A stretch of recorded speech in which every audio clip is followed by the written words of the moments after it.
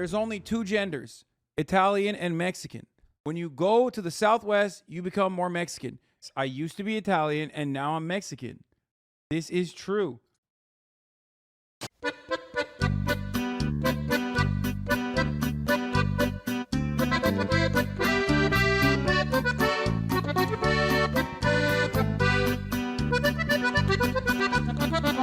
Ya es muy tarde, son las 11 y no llega.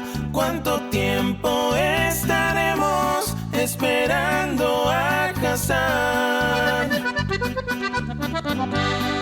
Ha pasado mucho tiempo y no sabemos qué es lo que él está haciendo, cuándo va a comenzar. Todos los días cuando entro yo pregunto ¿dónde está el hombre turco? Y me pongo a llorar. Y de repente mis pantallas se refrescan, la canción está sonando, vamos ya a comenzar.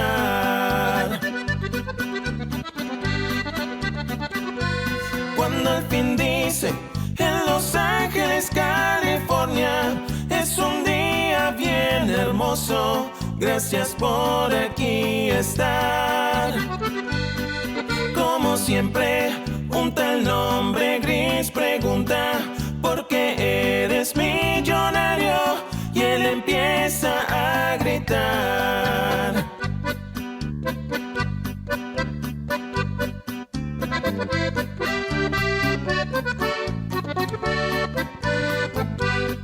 What's going on, everybody?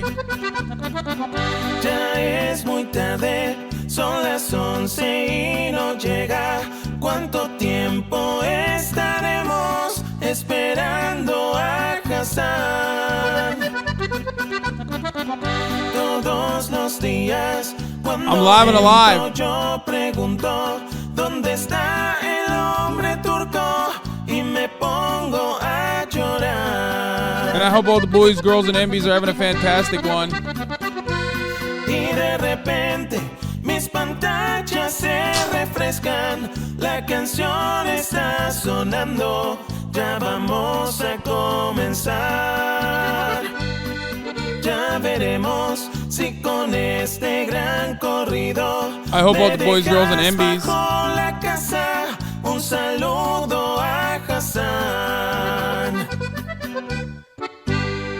are having a fantastic one.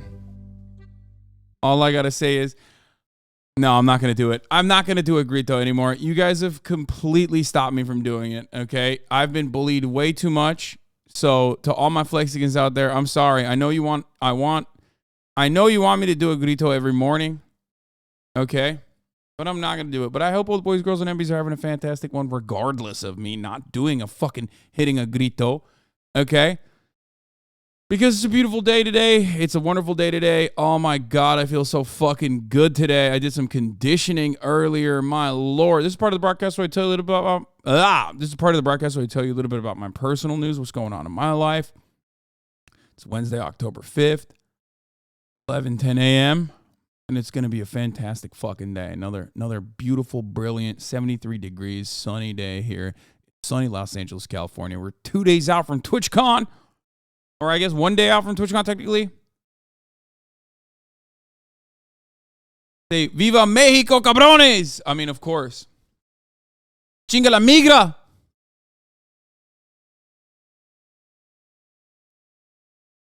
Turn this off. It's called MilkCon now. Yeah, dude, I'm about to milk. I'm about to go hard on that milk. Anyway, I hope all the boys, girls, and MBs are having a fantastic one, though, wonderful one. This is part of the broadcast where I tell you a little bit about my fucking personal news. Happy Yom Kippur to all the Jewish Hasanabi heads. Starting every day with a hate crime. Yep.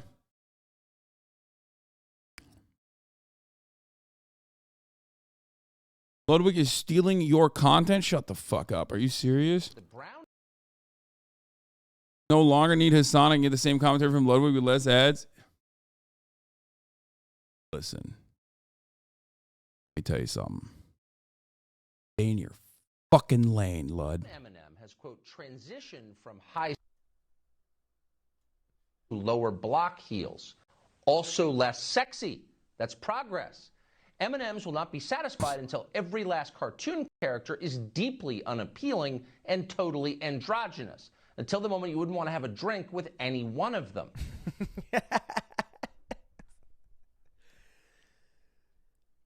Before the change, I think we can all admit that the brown M&M in conjunction with the green M&M could definitely get it. Not only my number, but my cock and balls. But nowadays, these M&Ms are grotesque. If I found them at a bar, I might think that they were a Twitch viewer, definitely not deserving of my dick. That's the goal. When you're totally turned off, we've achieved equity. My Tucker's better, straight up. I'll say it. I'll say it. You don't have to. My Tucker's better. He's very white though. He does have a buff. Being as white, like being the exact poster boy of the type of future that Tucker Carlson wants in the United States of America, gives him like this additional bonus when he's going for that Tucker Carlson. When Ludwig does it, it's not a bit. Yeah, he's got the Anglo buff, mate. Anyway, this is part of the broadcast where I tell you a little bit about my personal news, and I'm going to keep it real. I'm going to keep it a stack. I'm going to keep it $1.50. My personal news is not good. That's right. I am an addict. Last night, I ended the broadcast abruptly because my... What? All the time. Bill Burr potentially talking about you on the pod this week? Wait, what? Why? Also, there's a clip that's going around where a fat Italian man from a bank is saying that they'll be able to control how people spend their money. Would you adopt this new dollar or wrap the phone cord around your neck and make the jump? Dude, you got me so fucking stoked, dude. You got me so fucking hyped. I hate you. Dude, that is the worst debate, brother. That is the worst fucking debate. Why would you do that? That's sickening. You hurt me. Like, you actually hurt me. I was about to come out. I was about to come clean. I was about to open up. I was about to let you know.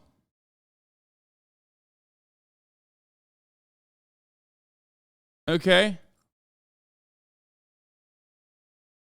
Ludwig also covered the cheating scandal on his mogul mail. He's doing this on purpose.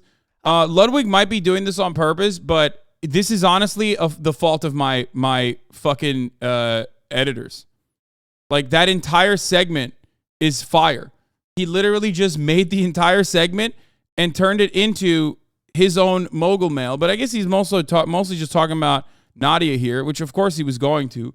But like, my editors fucked up. My editors should have absolutely made the cheating segment and turned it into like a full-blown video. I don't know why they didn't do that.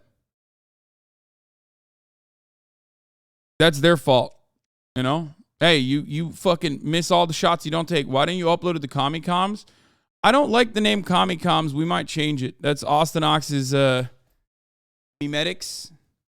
And it's also not a one-take Jake show at all. Motherfucker, it's your editors. I don't think you guys understand. Okay? Probably should pay them one day. What makes you think that I have any control over my own fucking people? At what stage in this fucking experience have you thought for any moment that like Hasan has full control over his own editors in any meaningful capacity? I mean, one of my editors is famous for canceling me. Okay? No. Everybody is their own fucking king. Okay? I am, in many respects, the best fucking person to work for because I just let you do whatever the fuck you want.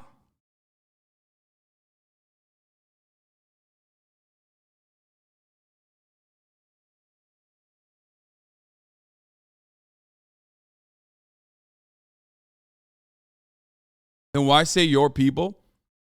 I mean, they edit my videos. But the thing is, like, I just, they run on their own speed, their own pace, whatever they feel comfortable doing, they do. You know what I mean?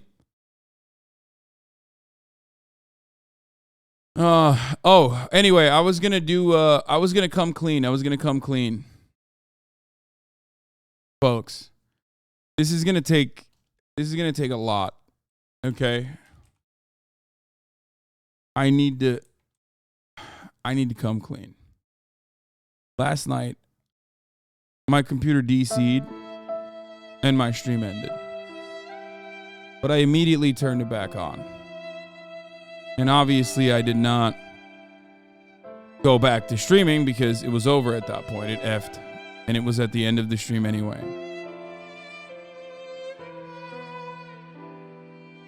But I'll just say it. I'll just come out and say it. I'm an addict. My name is Hassan Piker, and I'm an addict. I'm a Valorant addict.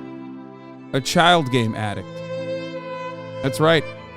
Valorant child game with colors. I'm afraid of the CSGO realism. I'm afraid of CSGO, the sounds, the realism. It's scary. Too scary for me. That's why I play the child game. Played offline last night for like 4 more hours. And I got my fucking shit pushed in. And just like an addict does, I tried to bring in others into my world of addiction. I brought in a young mind, a young soul, Tubbo, who's only 18. I brought into my world of addiction the streamer known as Valkyrie. And lastly, I tried to get Ludwig in too. I tried to suck him in as well. But of course, he was too fucking busy streaming some random video game and was like, all right, boys, the plan is simple. Sorry. I'm going to end the stream soon and play. And he didn't actually play with us. But it doesn't matter because you know what? It doesn't matter because I lost so many fucking games, dude. I lost so many fucking games last night. And it's like my soul was being sucked out of me, okay? And I thought to myself, like, what the fuck am I doing? Like, I'm not good. I mean, but when I'm good, I'm so fucking good. You know what I mean? When I'm good, when I pop off and I top frag, it's like, it's better than sex, okay? I'll just say it. It feels so much better than anything else. It feels like I will hit a fucking PR in the gym, and I'm like, that's not enough. That's not enough. I can do better. I can do bigger. I can go bigger. Like, I have hit my maximum weight before, and I haven't hit my peak yet, okay? Because I'm recomping still. And it doesn't fucking, like, it doesn't feel as good. You know what I mean? Pumping iron doesn't feel as good. I mean, the hormones afterwards is great. You know what I mean? I feel fantastic after I work out. This morning I worked out with Golden. It was fucking awesome. But a ranked game when you fucking pop off, okay? In a ranked game where you pop off, it's just better than anything else. Anyway, the issue is when I'm not popping off, though, because I'm an incredibly inconsistent gamer.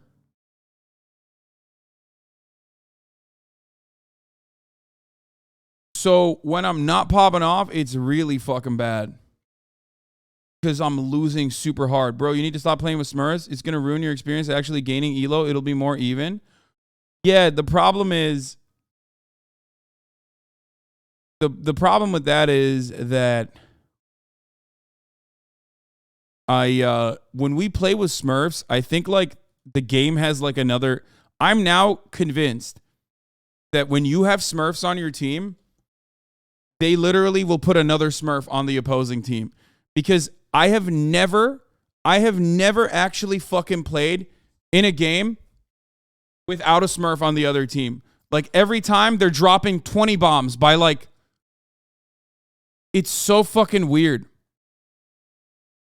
Yeah, it's called the Smurf Q. It's a thing. Dude, it is so crazy. Yeah, dude, it's best to play your true rank. The problem is I don't have a 5 stack. Every game I play, if I play with Ray, every game I play, there's a dude dropping 40s, okay? And it's fucking insane. The rest of their team is literally, it'll be like guy getting fucking 37 kills, and then the rest of the team is like, the rest of the team is like 2 kill, 3 kill, 4 kill. And it's like, what the fuck? Iron to Silver has Smurfs like crazy. Yeah. Getting out of bronze is not hard. Yeah, getting out of bronze is not hard if I fucking play either with other bronze people and only play against other bronze people and no Smurfs, or if I just like play with hard carries, you know what I mean? There's a hidden elo in all MM games. You just have a rating that you can't see that's heavier than the one you see. You should just play with whoever.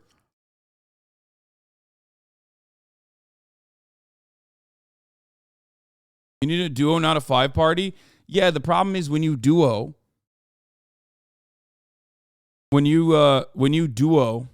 right? The other 3 stack could be fucking garbo.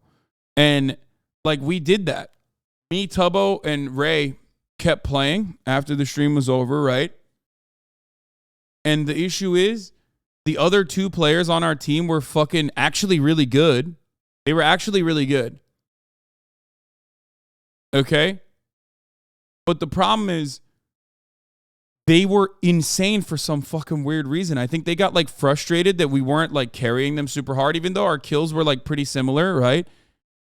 And they started, they started fucking flaming us and like throwing the game. They were like, come on, let's just fucking forfeit. I'm like, what is happening? It's literally like 7-7. Why are you trying to FF?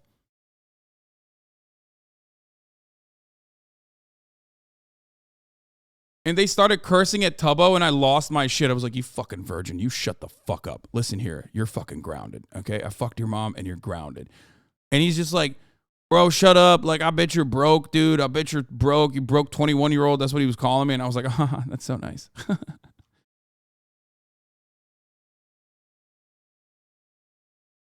Some people just don't have fun unless they're crushing.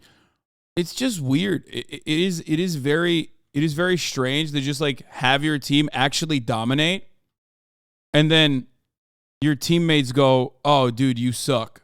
Like, oh, we suck actually. It's like, no, we don't. We actually literally don't suck. I don't know why you're doing this. I don't know why you're fucking losing your mind and like unironically throwing when we're playing well.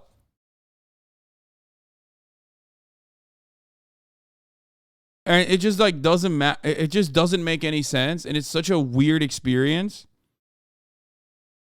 You have to solo until you become better. It's the only way to grow. Yeah, no, I don't have time for that, man.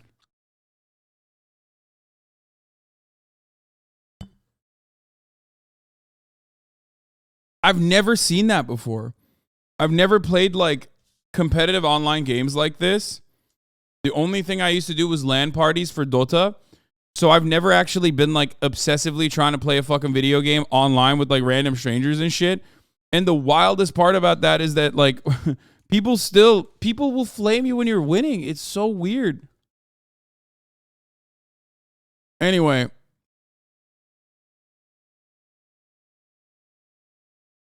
Can we get a fit check, King? You have been dressing ever since you wore the rude tee.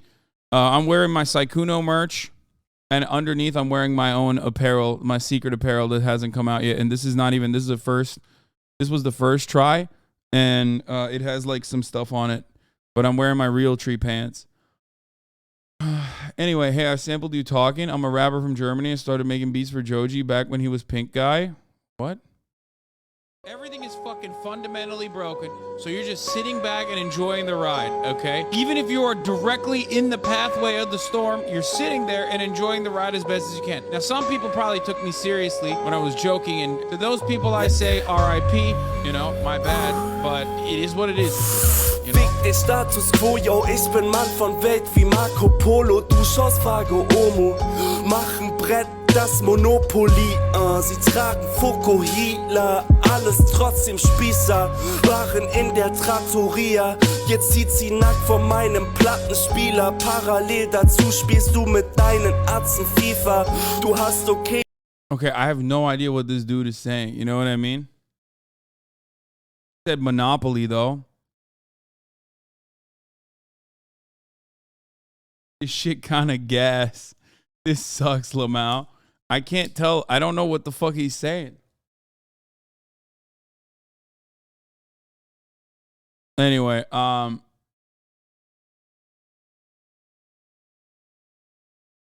please keep watching the Bill Burr clip until the 50 minutes. Wait, really? Are you fucking with me, dude? Why did you send me the fat Italian man then? Until the 50th minute? Just send me the act. And they work for those 1,200 or whatever there is. They work for those people. They work for the people that literally dump shit into the water supply. If you and I dump shit into a water supply, we are fucking terrorists and we are going to jail for the rest of our lives. They do it. They pay a fine. They don't clean up. The government makes us pay for it because those are the people, those fucking assholes are the ones that sign their goddamn checks. And every once in a while, you have a politician who will actually try and stand up against those cunts. And that person is immediately labeled a communist or a socialist. And for whatever reason, liberals and conservatives, you know, people that are loyal to those parties. I'm losing my fucking mind, dude. He is spitting so much. And I'm just saying, listen, this is my new fetish. Please, directly in my mouth, sir. Okay? Please. What the fuck? Just believe it. I mean, you look at Bernie Sanders and the shit that guy wanted to do. Like, the Democrats literally boxed that guy out and gave the nomination to Hillary Clinton. They've done it to him twice. And the liberals on the left spoke and said, this is the person we want. And they fucking ignored it because all of them are on the fucking take, just like all the ones on the right are on the take, probably except for a handful of them. So that's basically... For the record, this might be new to some of you, but Bill Burr has always been like this. I've literally told you that Bill Burr has been like this. I've just never seen him I've never actually seen him like speak this openly about it, though, ideologically speaking. And he's always been like this. He's always talked about how like fucked up capitalism is without like mentioning capitalism as much, or socialism or communism. Bill Burr is always says shit like this. What it is. You know, it is what it is. What the fuck are you going to do? You know, whoever organizes the thing someday, who's way smarter and knows how to do it, I will join that to try and fight it. But until they do, I'm not going on a Reddit page and just sit there talking about gloom and doom with a bunch of other people with no fucking solutions, because you slowly go insane. So, you know, I think the only way to combat this type of stuff is you really have to work on yourself to become a better person, a more empathetic person. And, you know, as I'm sitting there calling somebody a squat twat on this fucking thing. But like, you know, all of this shit that they stir up your feelings about other countries or the racist that Trump stirs up. You know what I mean? These fucking like just straight up people that walk around saying the fucking N-word and shit. And like you really have. These are verbatim bars, dude. Okay. These are verbatim designated. I mean, I don't own these words, obviously. Okay. I don't own these words, but these are exactly the same thoughts that I've had and have talked about so many fucking times. It's so good. You have to try and not listen to those people and get caught under their fucking bullshit, because they don't have your best interest. And, you know, Hillary Clinton, I don't think there's no difference. She's just as evil as Trump. She's just smarter. She just knows how to say what she's saying. You know, but you know what she's doing, okay? look, I don't want to get into this shit, but like, that shit that people are saying online going, hey, so you got the Epstein guy and you got the person that booked the island, but what about that list of people, of all the people that went there? And they're protecting those people. And they got rid of the people that were going to expose them. I mean, it's really not conspiracy theory. It's kind of right there if you want to see it. Yeah, liberals love a guy that, I got to be careful so I don't get in trouble, but like liberals love a guy that like went there allegedly like 20 fucking times. They still love the guy. They love a guy that drone bombed weddings. So like I don't see them as liberal, progressive fucking people. And then on the right, what they're showing me is fucking. Okay, a little bit of stream a drop for a second. I mean, he's blasting Obama too. People, especially men, tend to have their final ideological consolidation during the middle age crisis, and some take it with more dignity than others. And as a contrast between two people in the same profession going through the phase, you got Chappelle and you got Burr. I mean, I think Bill Burr is on his George Carlin arc, whereas Dave Chappelle went in the exact opposite direction and like heavily leaned into the mania that comes along with being deified. You know what I mean?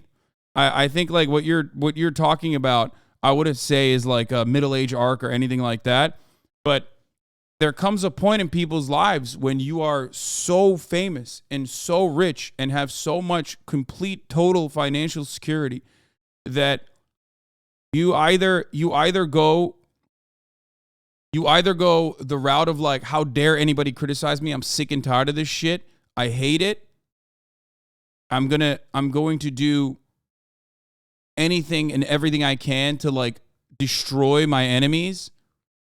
Okay? And plenty of it, the easier route, the logical route is the one where you have capital and therefore align with other capital owners and do everything in your power to continue just eroding the part of you that once recognized that you yourself were a worker and once wanted a better future for others. You know what I mean? Because comedians oftentimes want that, whether it's their own social group. I didn't blast off. I'm gonna blast off right now. Actually, let me just blast off real quick, and then we'll get into it a little bit more.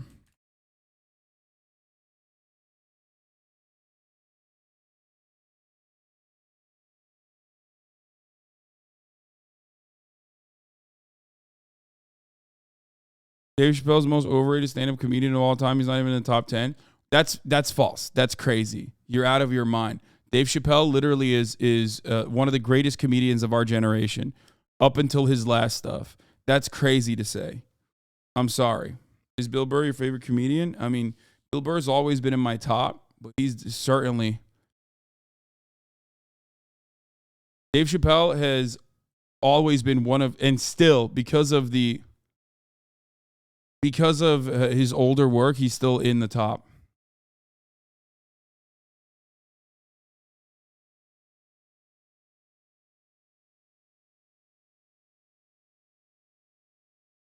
His older work still keeps him alive.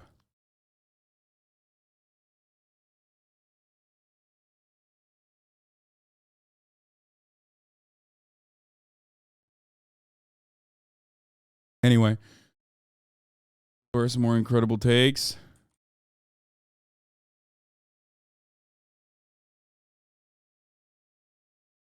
Controversy. Brandon goes to Florida.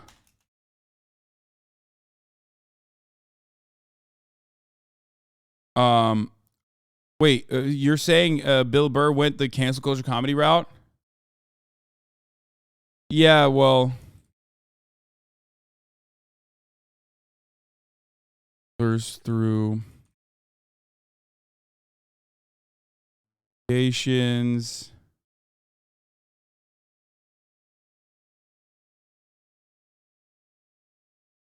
Still going. Put in now.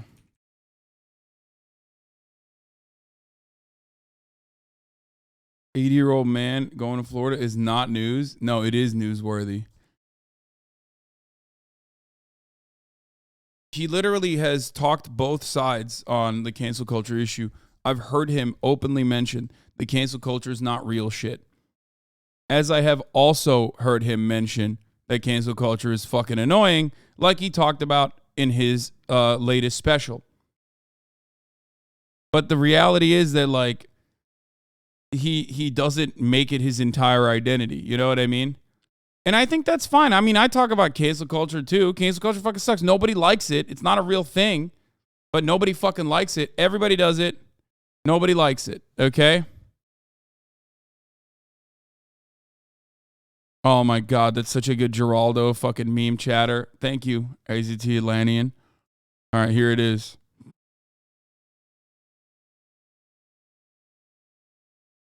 Blast off. Juice this, boys. Our numbers are low. We need to juice it. We need to let the people know.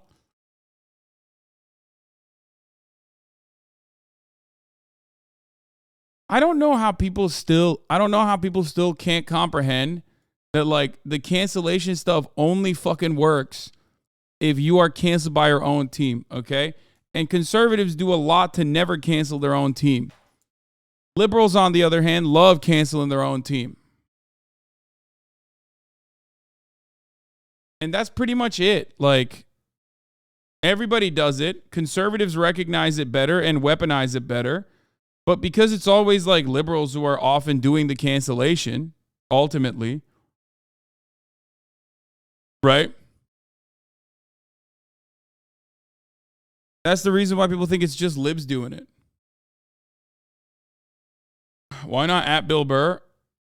Nobody has ever been canceled. It's just whining. That's not true. There are people that have been legitimately cast aside, deplatformed, that sort of thing. You say that. I think I have more experience, quote unquote, being canceled than anyone else. So yeah, I know. You know what I mean? As an online commentator, people still regularly do it. People will act like they don't know my old takes, like the Lady Gaga transphobic joke that I made 10 fucking years ago, when it's literally something I use in my teachable moment about transphobia and how I had transphobic thoughts and how I got through it in my never-ending quest to get people to change their attitudes about certain things that they're bigoted on. Like, they do it all the time. And it doesn't matter because everybody knows it already. Like, everybody knows it. I've talked about it. I've grown, you know what I mean? And I think you can too. I use that as an opportunity to educate other people. But they still do it. They do it all the fucking time.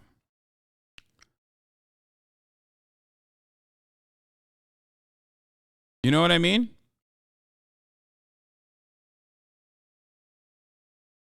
I like how they thought they were sleuths showing that clip when you've showed it on stream yourself. So that's the point, though. It's just like, it's bullshit. These are all, people try to cancel me for buying a Gucci shirt. You know what I mean? People do it all the time, but it's not a real thing. It's not a real concept. I have only grown. Since all of those controversies that have happened. You know what I mean?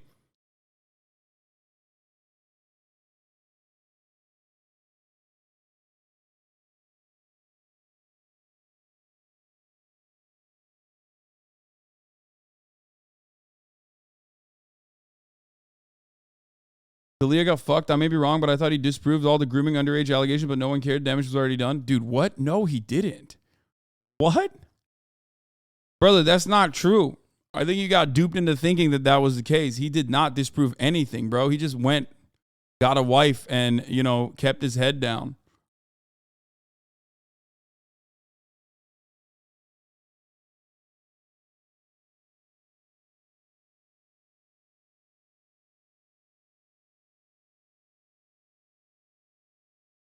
So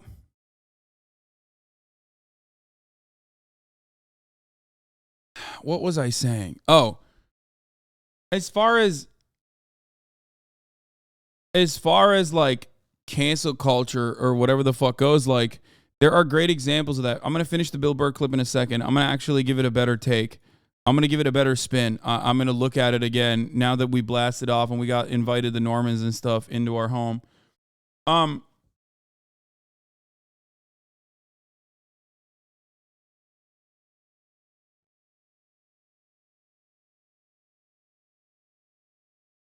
Like, people will sometimes get deplatformed.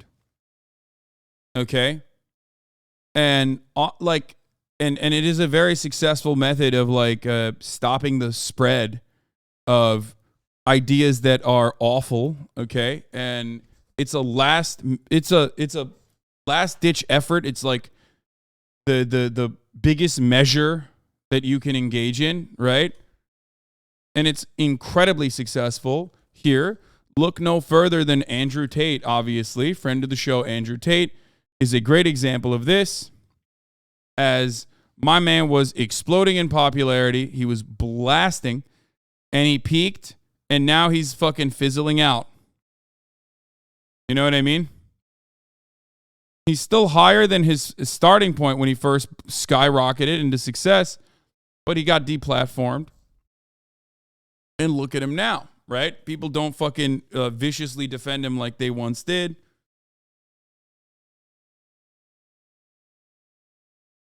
Can you debate him right around that date? Yeah, I debated him when he peaked a little bit, and then, you know, boom.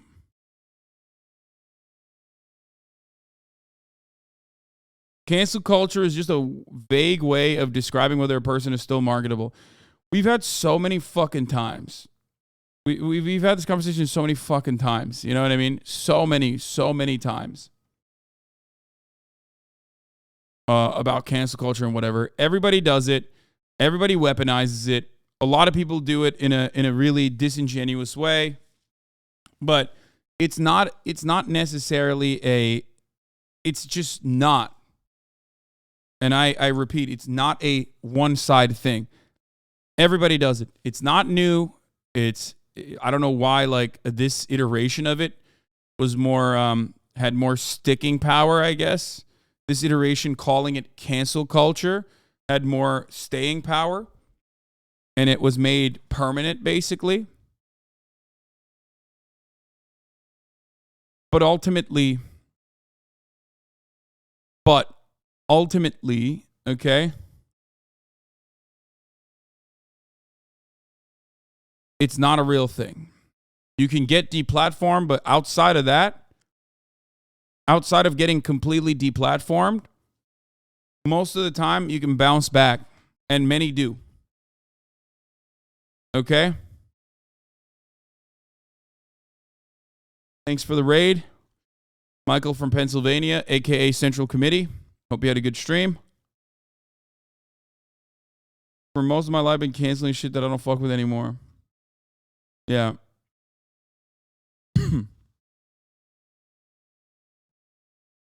Why is Biden such a fucking pussy?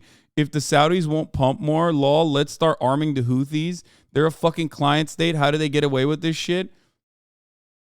I mean, while I was showering this morning listening to NPR talk about this, I quite literally had a similar opinion where I was like, why don't they just fucking give weapons to Iran?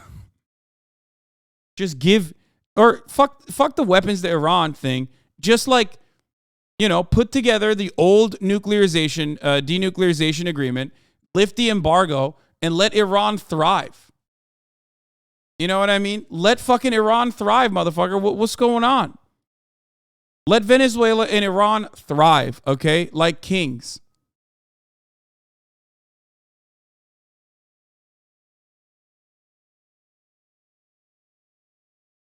Let them fly. Give them weapons, give them support, get their fucking oil. If you're that desperate to suck the earth of its delicious juices, then, you know, there's plenty of avenues we can go to that we've shut off effectively from the market.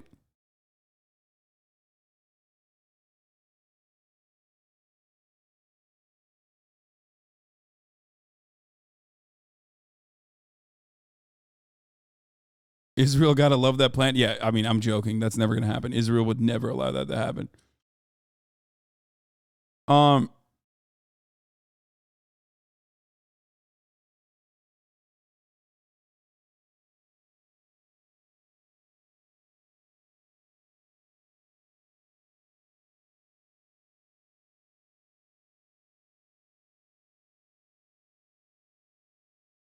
That's pure delusion. Every modern U.S. president has bowed to the Saudi crown.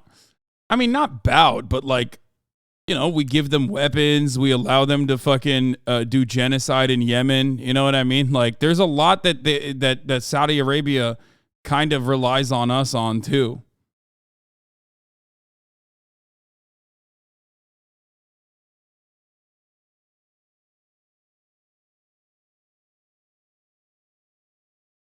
It's this weird partnership. It's this weird partnership because we're going to talk about OPEC Plus in a second. Fuck, let's just let me wrap this cancel culture thing up. Okay, everybody does it. Everyone has shortcomings. Everyone has what I like to call privilege blind spots. Okay, there's an intersectionality of privilege. Most of you don't recognize it. The best thing you can do is work on those privileges and recognize that sometimes you might have a blind spot for things that for you know, issues that certain marginalized communities go through. It's a fundamental part of my commentary and my belief system. Talk about it all the time. Cancel culture ultimately is just you know, weaponization of those weaknesses, those blind spots, and those imperfections, as though like the individual doing the canceling or whatever doesn't have those. Of course they do. And no one is infallible. No one is perfect. And in a weird way, it is hyper-capitalism because we as individuals, as human beings, are supposed to be fucking corporations at this point. The wokeness or woke culture is a commoditization of social justice. And it's the expectation that like individuals are supposed to behave like corporate brands. It's another way to dull political perspectives. Obviously, on the one side, it dulls like reactionary political perspectives, which I'm in favor of, right? But also, it will oftentimes be used against people who speak out against the current hierarchy, like myself. Been canceled more times than all of your fucking favorite content creators, let's be real, okay? And over idiotic, dumb, nonsensical bullshit. But it doesn't really matter. Why? Because most people still recognize that, hey, if you're quote unquote being canceled for some fucking bullshit, then you're not actually canceled. You can only be canceled by your own side. Okay? You can only be canceled by your own side, but you can only be canceled by your own fans. As long as you still have fans, as long as you're still churning out content, as long as you're still, you know, doing whatever the fuck you were doing that got you to the place you were at, you're not going to really get canceled unless you get canceled by the government, in which case you've done a crime and you're probably going to jail. So that's it. Also, we are a vindictive society and have been programmed to be so because of our prison and justice system. Absolutely. We are incredibly draconian. We are incredibly fucking draconian and awful. Man, I'm on my way to go smoke. And that absolutely has like a... That absolutely has an impact on our personal day-to-day business and the way that we conduct ourselves. And it's fucking awful. That's why I always talk about how I lead with empathy, even for those who have wronged others. And that people will literally weaponize that against me, my genuine perspective on life. People will use against me to say, listen, you're a fucking coward. You should be like going balls to the wall, going ham on motherfuckers, okay? I have a really high bar, especially for people I know, but even for people I don't know. A very, very, very high bar to clear for me to completely write someone off. Like insanely fucking high bar. And the reason for that is because I understand that we are all imperfect vessels, okay?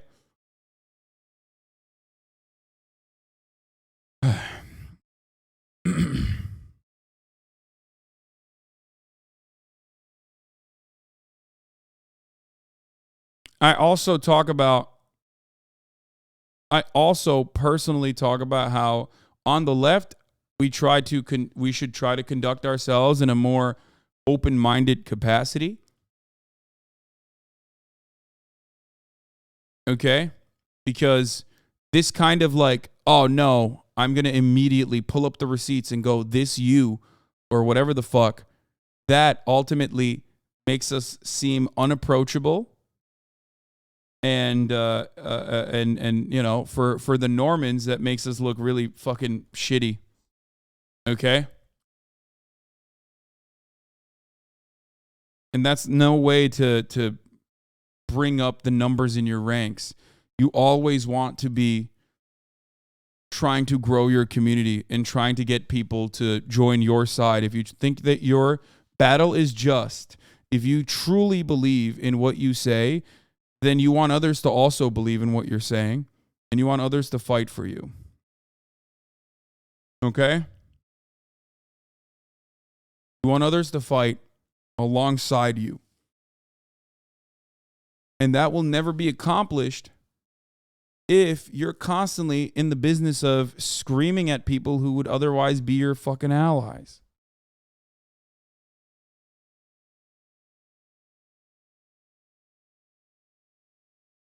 Anyway.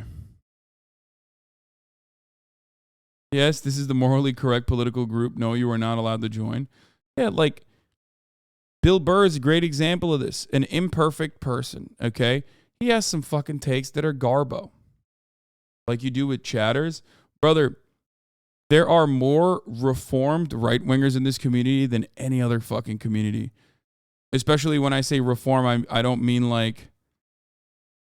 I don't personally mean reform to like believe in, you know, some other form of reactionary politics, but like truly, genuinely going from being transphobic to not being transphobic, to actively fighting against transphobia, being racist to not being racist, and actively fighting against racism, becoming anti-racist.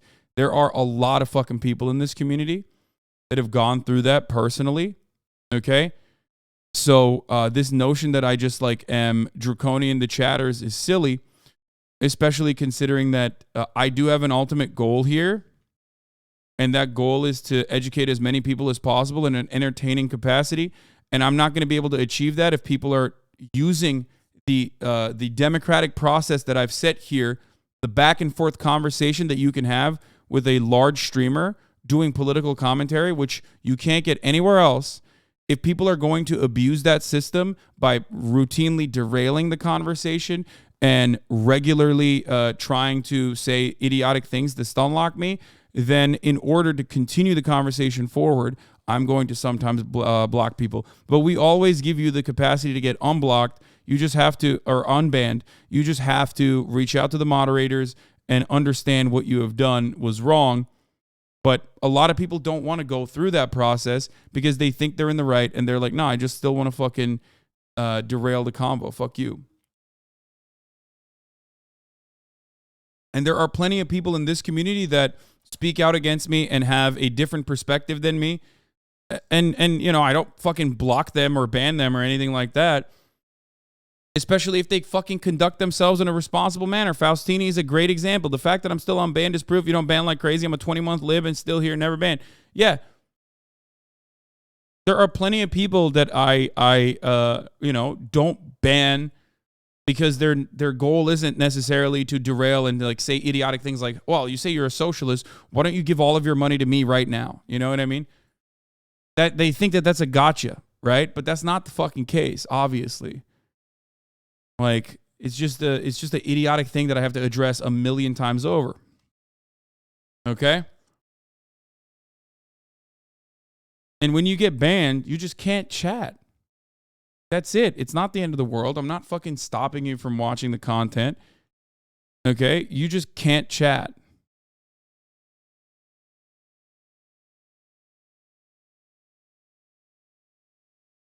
That's it.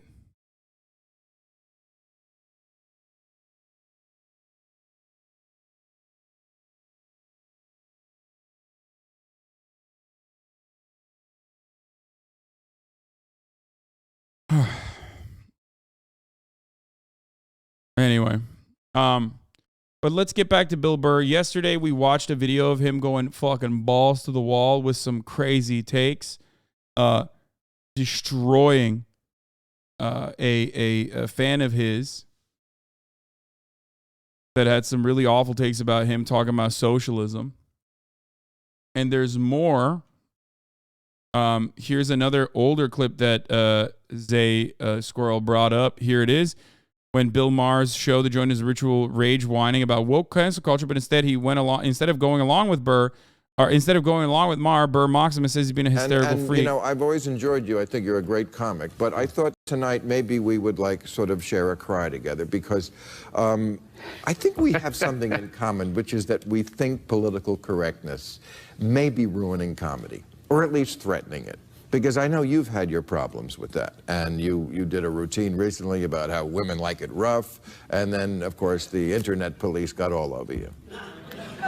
Well, I gotta be honest with you, I didn't notice if that happened because I don't pay attention to it. I don't read comments. Happened. Yeah, they hated you. Yeah, but who did? The haters. This is my thing. Who? Like the 20 haters. people? Like 20 people with a hashtag can get like a news story going now. And I just don't think, there's no problem. Like the amount of times somebody tells a joke and they'll say that there's a controversy at a comedy club. That's funny is they'll show the clip on the news and like you hear the crowd laughing. So the comic is basically guilty of telling a joke that worked. Right. You know what I mean? And then if you put it on the news, yeah, it's going to be a completely different context. But I mean, I don't go on stage and worry about what people are thinking. Right. It's a really weird time where people are just bringing this up all the time like this is a major problem. I'm not experiencing it. I think it's like a half a dozen stories, and like usual, they're trying to act like, you know, the sky is falling. It isn't. It's a fun time. Come out to a comedy club. You know, you'll have a good time. It's all jokes. Right. And to undergo, I mean, Chris Rock says he won't play colleges anymore because they're too politically correct. Daniel. You just ignore them. It's like 3 days. They flip out for 3 days. They try to bully you into an apology. Well, you can't ignore them when they're right in the audience and you're playing to them. You tell them to shut the fuck up. Yeah, believe me. It's a comedy show. That's all you do. Yeah. It's like... Sweetheart, I do it here every week. It's you don't have to tell me. Manufactured strategic outrage. Right. Then forget it. Let's not have a good cry together. But as long as not what you wanted out of that? As long as we're on the subject. Look at him. He's just fucking bouldering him. Yeah, that's not what you want out of that. Remember he talked about Kenosha. He talked about Kyle Rittenhouse being a fucking freak. He was right about that too. And he's still fucking daggering with some truth bombs here where he talks about Hillary Clinton. But like, this is from his latest Monday morning podcast on Monday. How are ya, Bill, old Billy bitch tits talking about cancel culture? No, not this time, sweetheart. Sherry's Berries. Welcome back to the Monday Morning Podcast on Monday. At the top of the hour, there's a 60-second ad break. And if you no longer want to see those ads, guess what? All you need to do is subscribe, huh? Some of you motherfuckers don't want to do that, and that's fine. But you're going to see an ad.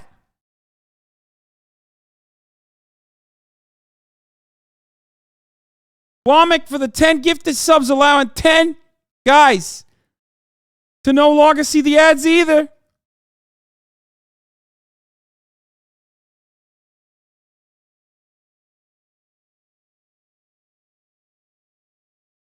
You just sound like the mom from Bob's Burgers.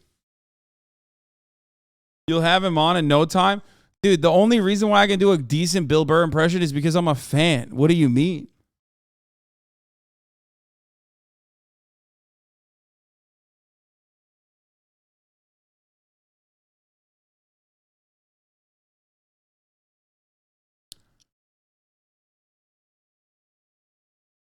Zip Recruiter.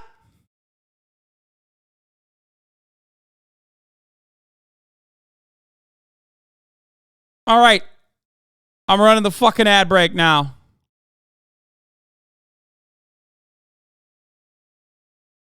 You kind of just sound like him already too, Lamau. Sometimes I hear Bill Burr when you're getting fired up.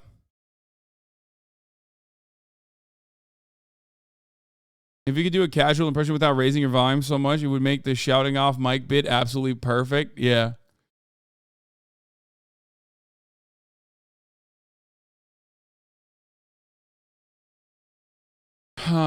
Anyway,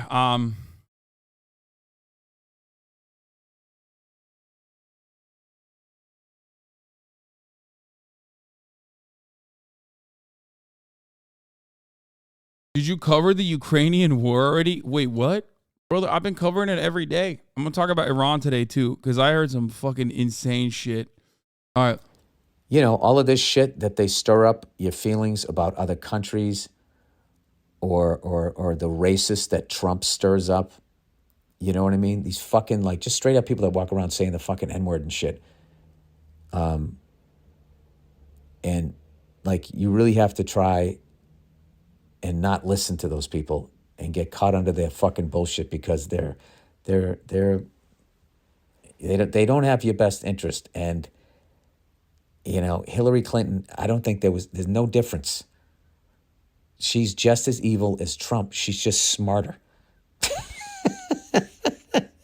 She just knows how to say what she's saying. You know, but you know what she's doing, okay?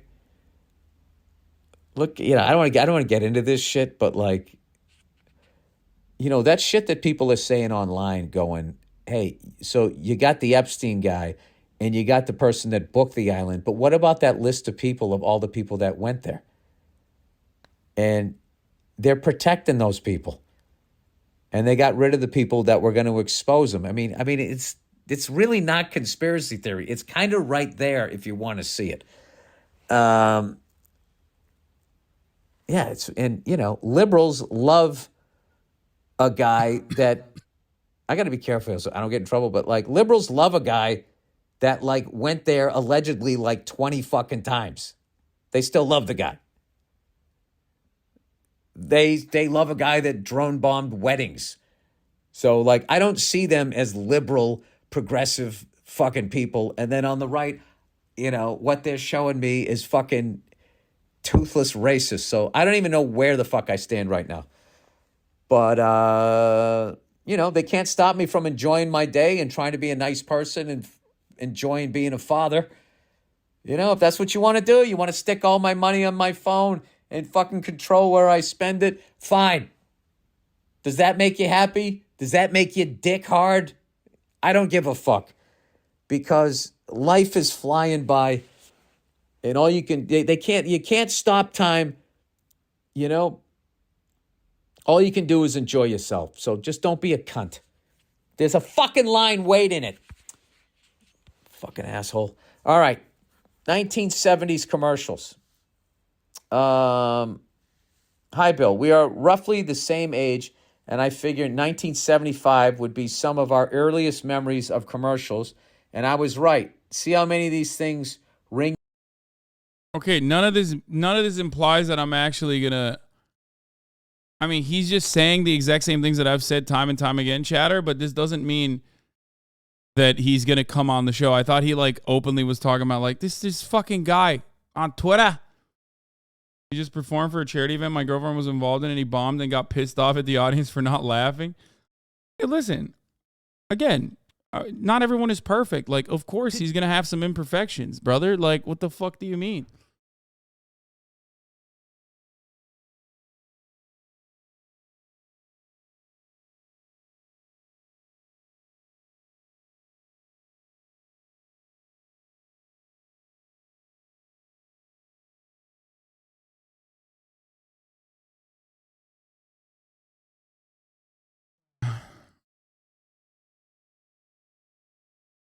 Bill Burr punched me in the mouth and called me a loser for watching Hasanabi Real.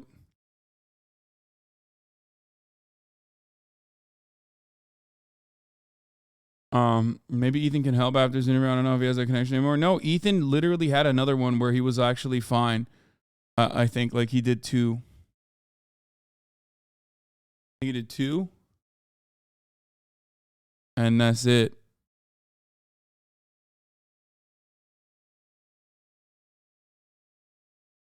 Anyway, here, let's continue.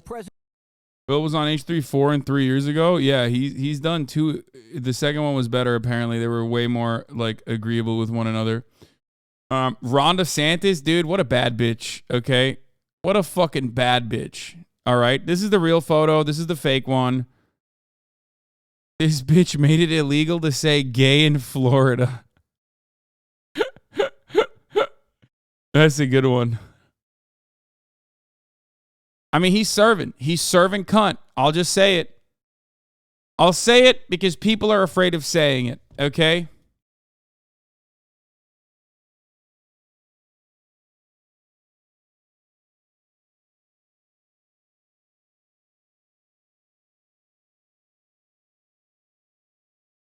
He's in his slut era. Bro is in his slut era. He too.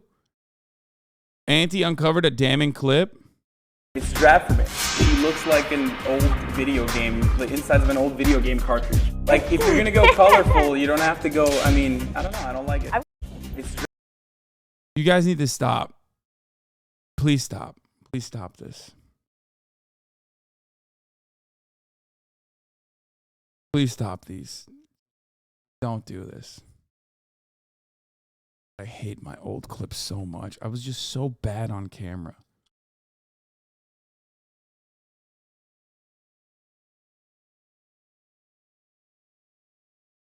Why is your community so joking all the time? Yeah, I don't know. All right.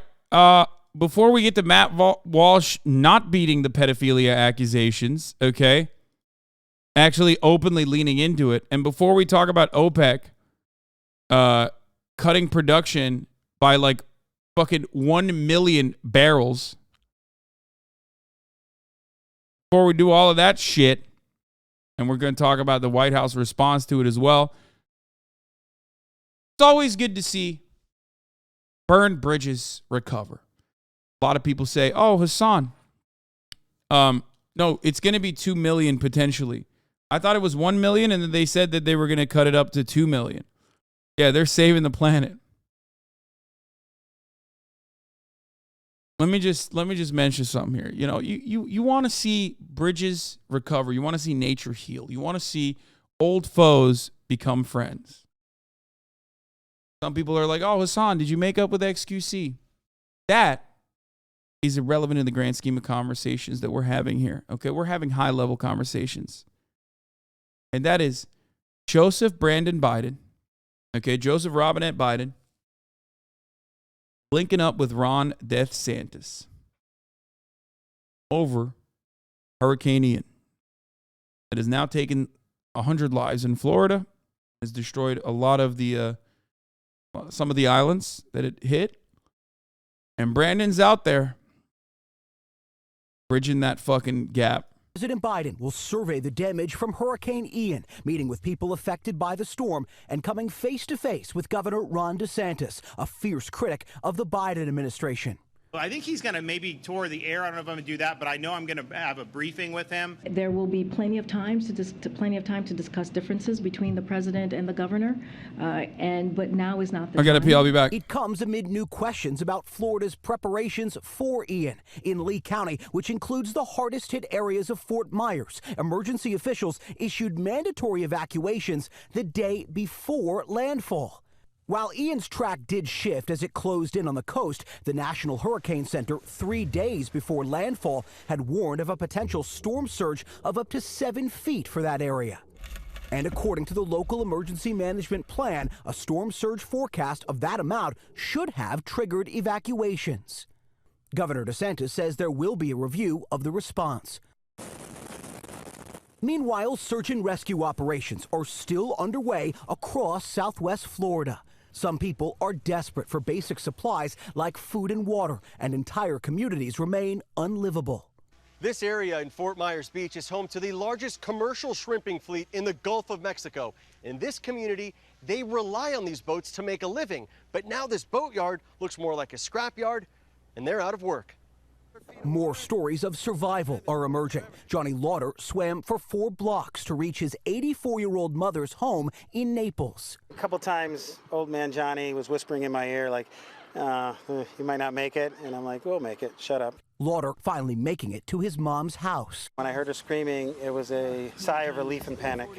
In this picture, Lauder's mother shivering but smiling when she sees her son.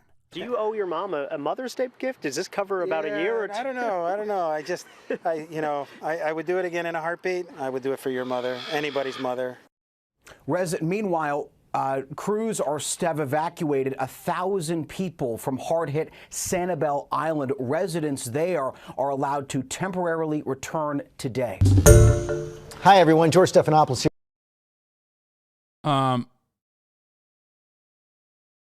Brandon making up with Ron DeSantis. Took a pic of his mom in a drowning house. What's wrong with America? Brother, oftentimes I like to shit on America, okay? But even I will not pin the actions of the average Florida male on the actions of every American citizen. That is inappropriate. He was recording, it wasn't a pig. Okay? Documentation is important. I have a photo of myself in my flooded house.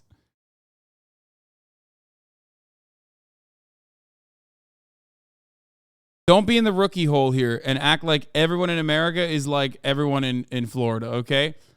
Florida is a definite, unique place, okay? I think at this point, we understand that. A lot of people recognize that. It's a flawed place. It's a beautiful place. And saying that, like, Florida, the average Floridian citizen is similar to the average American citizen, well, that's a little fucked up.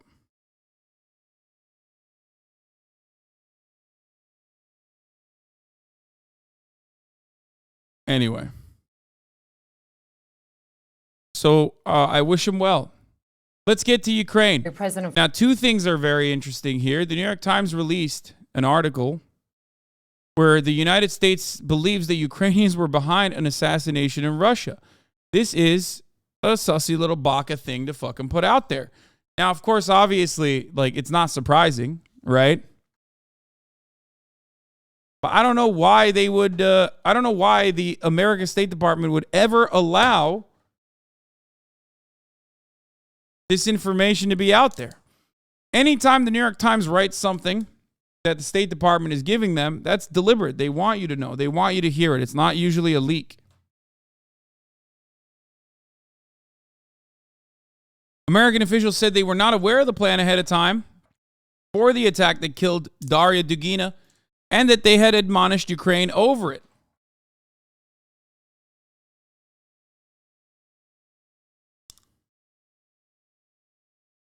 Maybe Ukraine wants Russia to know. Man, Ukraine is not an actor in this. Please stop. Everything that Ukraine does, it does at the behest of the U.S., okay? Like, they have legitimate reasons and legitimate interest in emancipation, and that's it. I am not of the mindset that, like, Ukrainians took matters into their own hands and that the American government straight up was like, nah, you shouldn't do this. And then they did it anyway. Like, that's surprising to me. Come on, man. The Ukrainians have agency.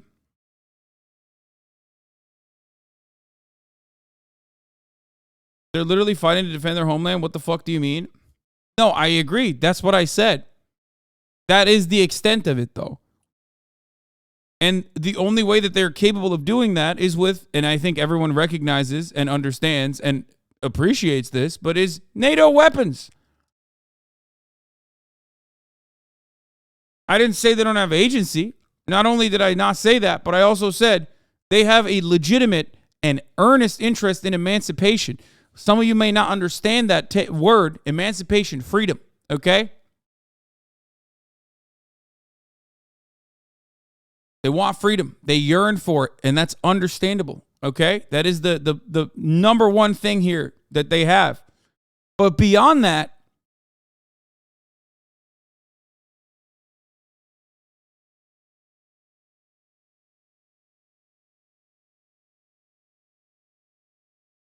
a little sussy that they even came out and shit on Ukraine this way. I mean, this is their partner.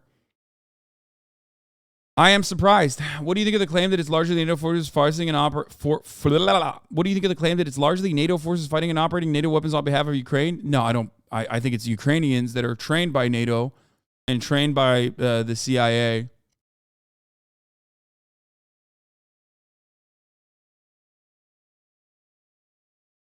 But it's still Ukrainians that are fighting.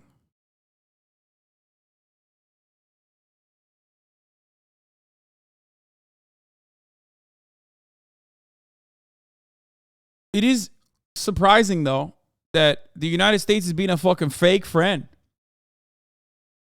I'll say it. I think the United States is being a fucking fake friend to Ukraine here. Just calling them out. The timing of it is rather suspicious. Right as the OPEC Plus conversations are happening. Perhaps one of the reasons why they're doing that is because they want to head there with like, they want to make sure that those conversations in Vienna are happening with a more positive light so that they're not dagger-dicking the American economy. But it's sussy, okay? It's sussy as fuck that this is the info that that they're, you know, covering.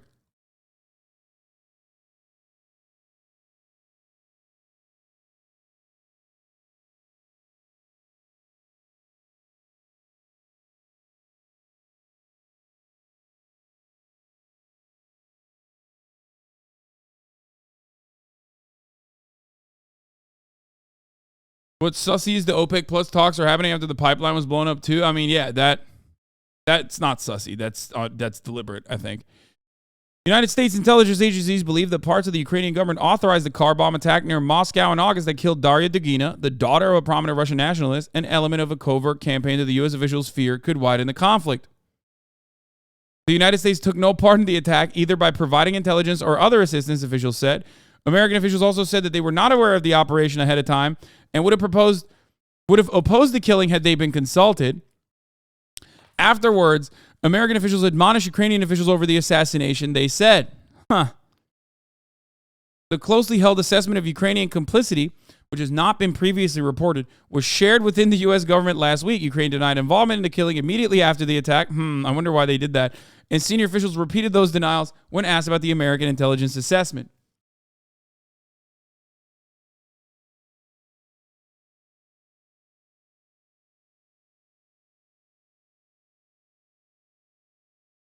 OPEC is just pissed about the G7 Russian oil price cap via their own buyers cartel. Don't do that, but do some more of that. I mean, I thought Saudi Arabia was like pissed off about America using its strategic reserves to at least have some relative control over the oil barrel pricing. So they want to fucking decrease supply again and stress the United States and Western nations in general, while also helping their trade partners inside of their cartel, i.e. Russia, whose main whose main production that is funding its war coffers is energy.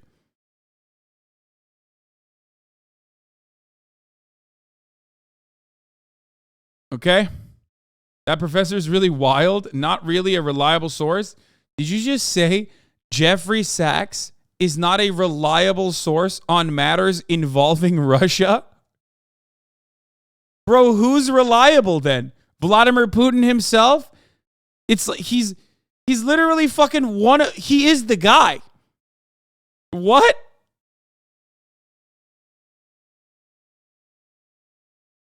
He's one of the guys. Okay? Like he has his hands. He has let's say he has personal involvement in the matter. In the West, he is one of the guys.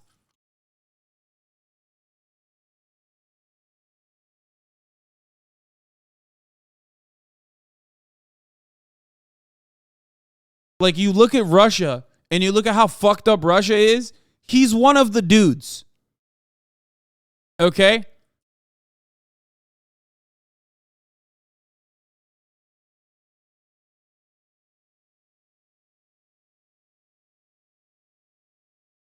Anyway, but going back to this, there's one other thing that I was going to... He's making an accusation with little to no evidence. Wait, what? No, dude, no. What do you mean he's making an accusation with little to no evidence? He's saying on mainstream media what a lot of people reasonably suspect, which is that there are parties that have more to gain than Russia in this bombing of the fucking Nord Stream 1 and Nord Stream 2 pipelines, and you're losing your fucking mind over it. What he's saying is not that unique of a take. The only problem is you have no evidence either, but you have convictions that it was definitely not America and it was definitely Russia, because there is a slant within the media that claims that it definitely was Russia, and that's it. They have no evidence either. So when there is no evidence whatsoever, why did you decide? When there's no evidence whatsoever, why did you decide that it was one side and not the other?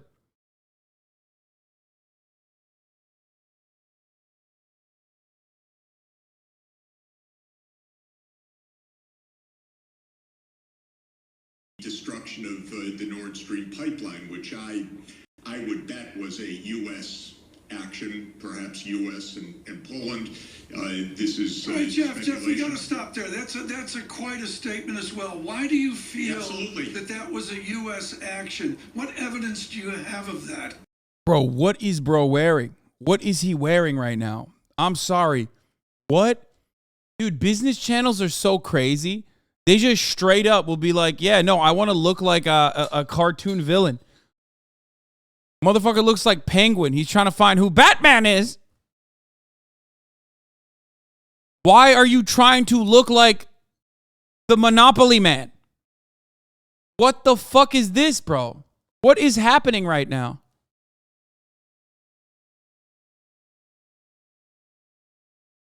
He's like, you have no evidence that Bruce Wayne is Batman, but I will investigate.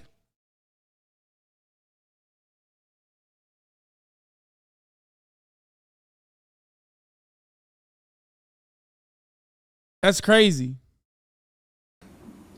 Well, first of all, there's direct radar evidence that U.S. helicopters, military helicopters that are normally based in Gdansk, were circling over this area.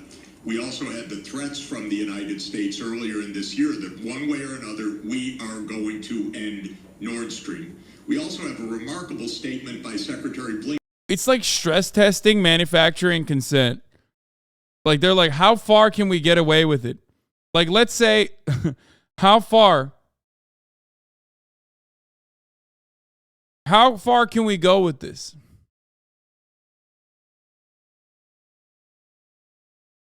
Which I think is pretty funny. It's like, they're like, let's openly state that we have a genuine interest in stopping these pipelines.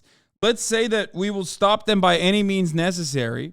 Let's say that, like, and then when it happens, when it ultimately does happen, let's see if we can fucking blame Russia.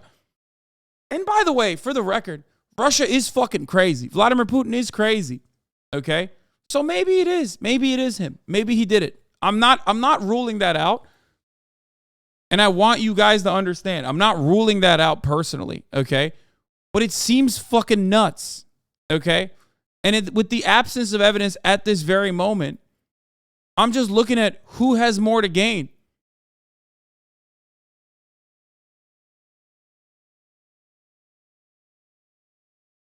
Blinken last Friday in a press conference, he says, this is also a tremendous opportunity. It's a strange way to, it's a strange way to talk. People say Russia has more to gain without, and I've yet to hear one fucking clear reason. Okay? And if you motherfuckers are going up and being like, Jeffrey Sachs has bad takes, sure, man, he does. I know. I know. Okay? I don't care, because he's not talking about the other shit right now. He's talking about directly what Colombia pays him to talk about, directly what he has had personal experience with. He's talking about Russia, okay? So stop. Stop doing the thing that you love doing all the fucking time immediately. And this is 100%, 1,000% something that neoliberals love doing regularly. They're like, well, look at all these bad takes that he had. Okay, yeah, he had bad takes. He had wrong takes. He's just outright wrong on some shit, okay? But this is his very specific, very narrow field of expertise, okay? I'm sick and tired of motherfuckers who love going to Reddit to be like, ooh, let's see some opposition research over here by Jeffrey Sachs. Ooh, like immediately being like, these are all of his bad takes. Yeah, I know.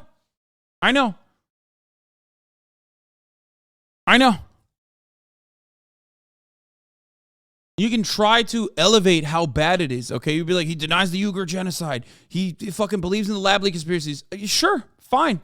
Okay, I agree. I agree with what you're saying. Your assessment is correct on that. But that's not what we're talking about right now. Okay?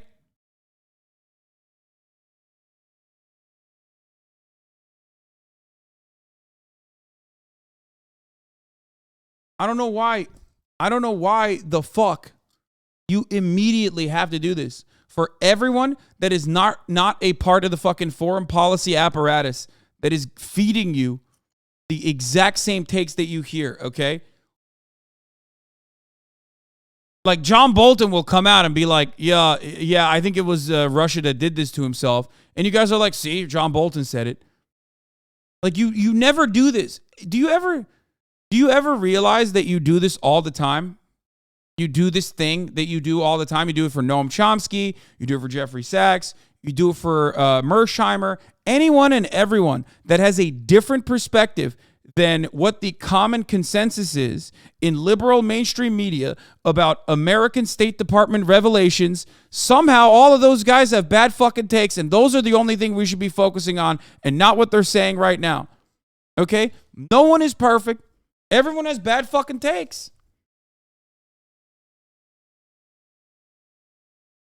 Do you not find that to be a little strange that you always do this? Like you're a little mouthpiece for the fucking media yourself? Like, what are you, working for the State Department?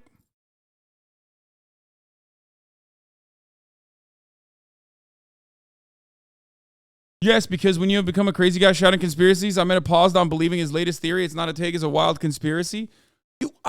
I'm sorry. I just don't agree with you. I still maintain that Russia might have done this to itself, okay? I agree. Russia might have done this to itself. They're fucking crazy, okay? But it's wild that you're like, no, that's a conspiracy. Fuck you. That's crazy to me. That is fucking nuts. In the absence of like actual fucking solid detail, solid intel, you're just running on with what CNN is saying. And that fucking blows my mind, especially in a circumstance where America literally could have, I feel like Brandon could have came out and been like, we're going to blow that shit up, Jack, a week before it blew up. And then you'd be like, nah, Russia did it.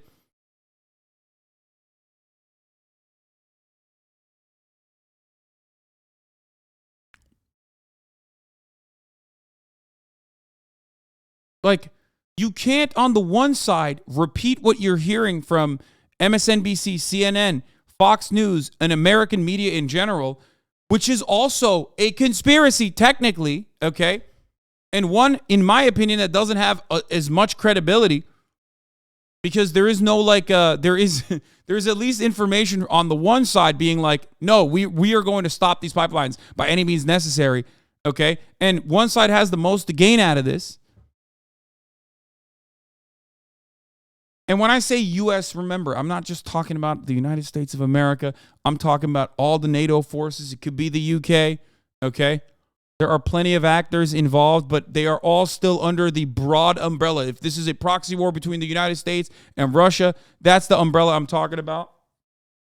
Capitalist forces of Western neoliberal hegemony, okay?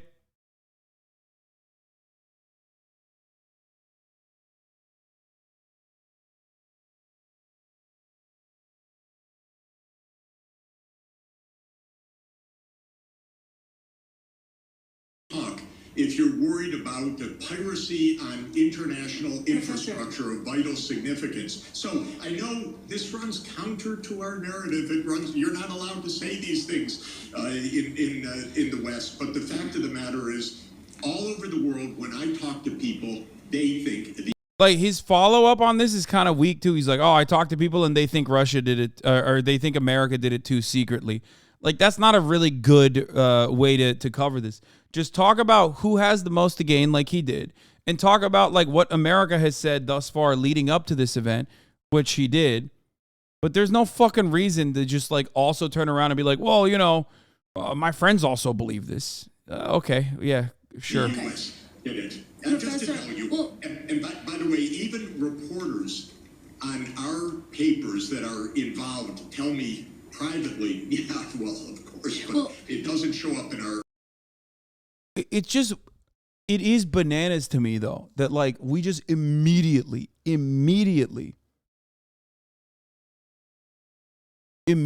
run with the, it's definitely Russia, and everything else, it's definitely Russia, and anyone else that says anything else,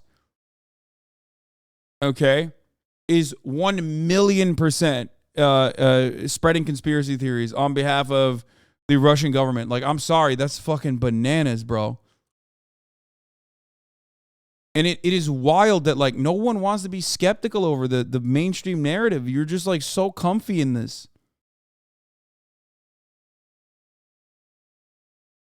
The funniest part is if the United States came out tomorrow and said we did it, all the people who said, oh, it was Russia, would probably turn around and be like, yeah, it was good that they did it, actually. Like, there was literally a fucking dude who was, like, already saying, thank you, United States, for doing this. This was wonderful. Like, the day of.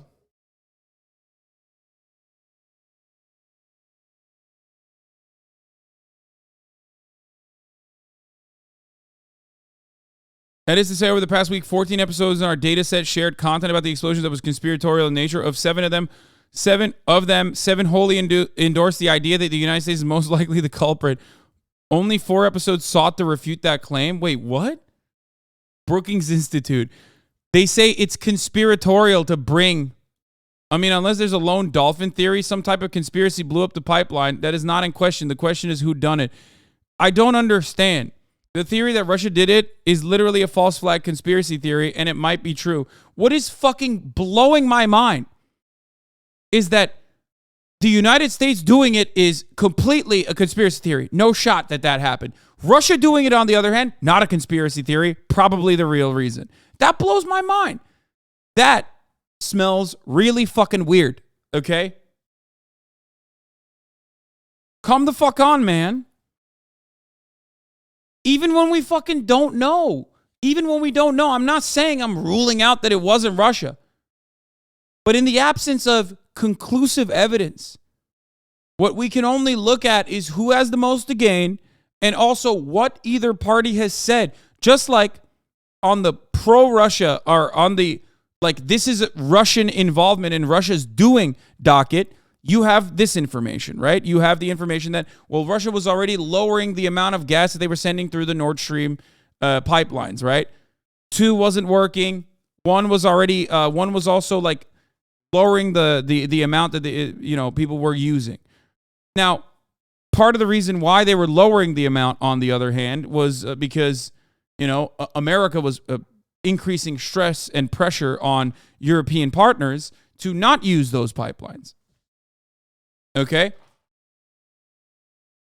So you have that docket. You have that bullet point on the maybe Russia did it side.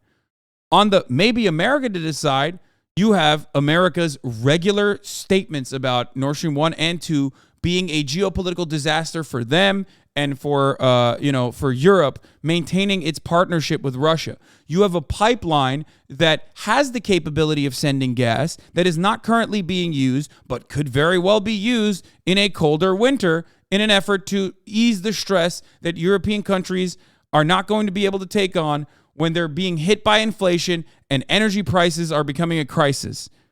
Okay?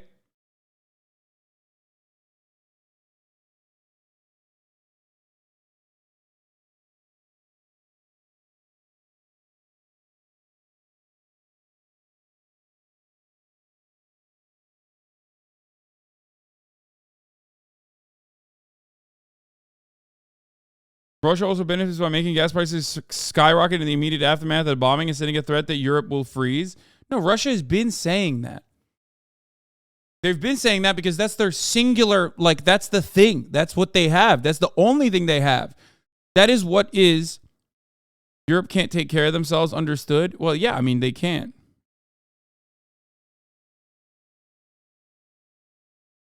What are they going to do? Materialize natural gas? What do you want? Yeah, they can't.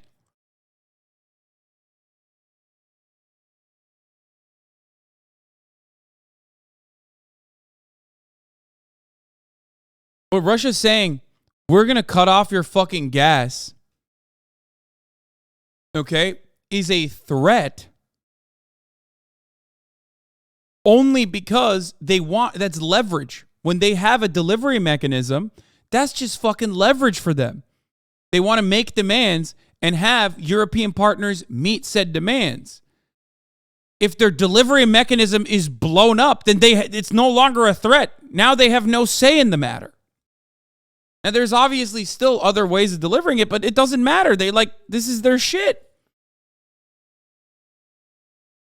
Why would they fucking blow up their own leverage? Now, when I say that, people turn around and say, well, that's because Putin is crazy. You're right. He is crazy. He invaded Ukraine. He got his shit pushed in especially the Western Front. Okay? But he was crazy is not the best argument in this circumstance. Even if it's valid, it's not necessarily the best argument in this circumstance when there's additional evidence you can rely on. That's what you jump to. That's what you jump to when you have nothing else. Okay? It shows capability to strike other pipes. Brother, that's fucking bananas. Yeah, that's on the US did it column.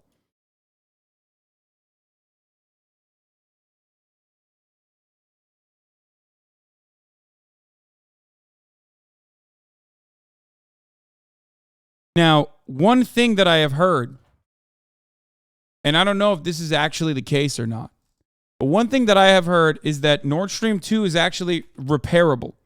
And I said this the first day when we were getting new information, okay?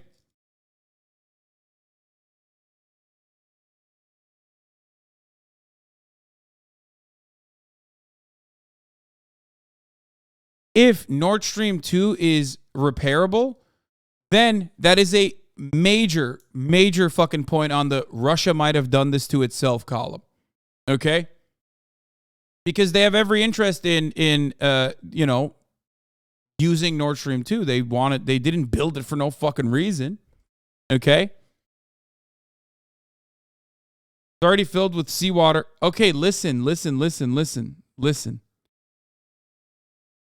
If it's fixable, then it doesn't fucking matter. It really isn't repairable. Seawater will damage it too severely. All I'm stating is if it's actually fixable, then that is absolutely that actually does unironically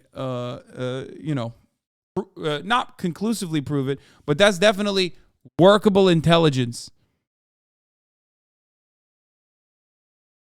It is repairable if they can get it done within half a year. It's designed to withstand against corrosion by seawater for the duration of the time. What the fuck? What do we got? Underwater engineers in here? What's happening? Why do you guys know all this shit?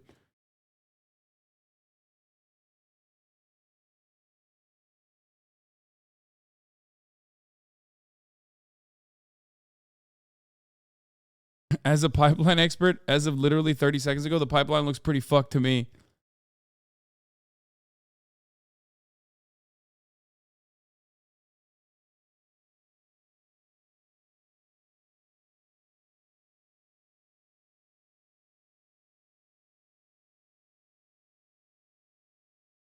Russia are the ones that are saying that it is possible to repair it.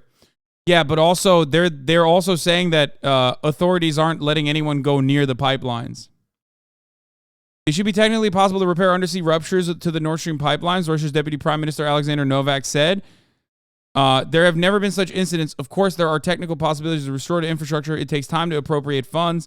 I am sure that appropriate possibilities will be found. No, this in and of itself is not proof.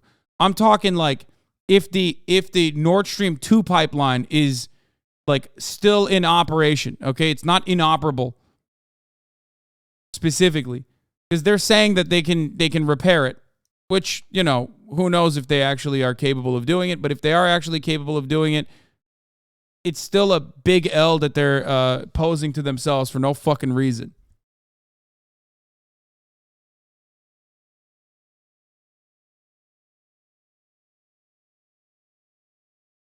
Fact. This is a news story that Hasanabi was likely to cover. Fact. Hasanabi gets viewers from covering the news. Fact. Hasanabi personally stands to gain from the pipeline blowing up. I'm not saying that Hasanabi personally blew up the pipeline, but follow the money, sheeple. Why won't they just make a Nord Stream 3? Okay. They won't make a Nord Stream 3 because it's multiple billions of dollars. It's the same reason why Russia most likely wouldn't blow up its own pipeline. Repairing it is incredibly costly and literally eliminates their delivery mechanism during the fucking dead of the winter.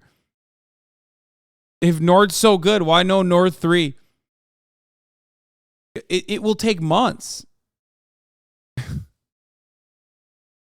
Obviously, it will take years and years and years to like literally build it, build another one. It'll take a decade at least. But if we're talking about just like repairing it even, it's going to take half a fucking year. Why would they, in the most opportune time, blow up their fucking pipeline?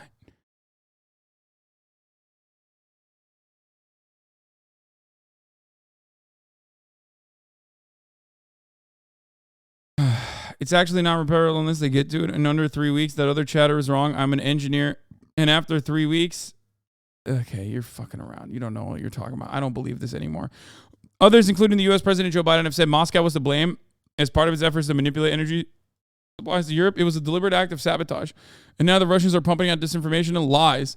Separately on Sunday, Danish authorities said the Nord Stream 1 pipeline has stopped leaking. A day after officials said the leak on Nord Stream 2 had also stopped. Once the leaking ends, detailed surveys of the damage can be carried out. 2 leaks are in Sweden's exclusive economic zone, and 2 are in Denmark's economic zone.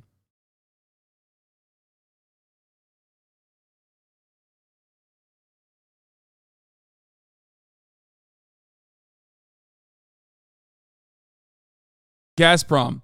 Pressure is stabilized in the damaged gas pipelines of the Nord Stream system. The pressure in String A and Nord Stream 2 has gas pipeline. Both strings of Nord Stream 1 gas pipeline has become stable after the occurrence of the ruptures and the gas leaks have stopped.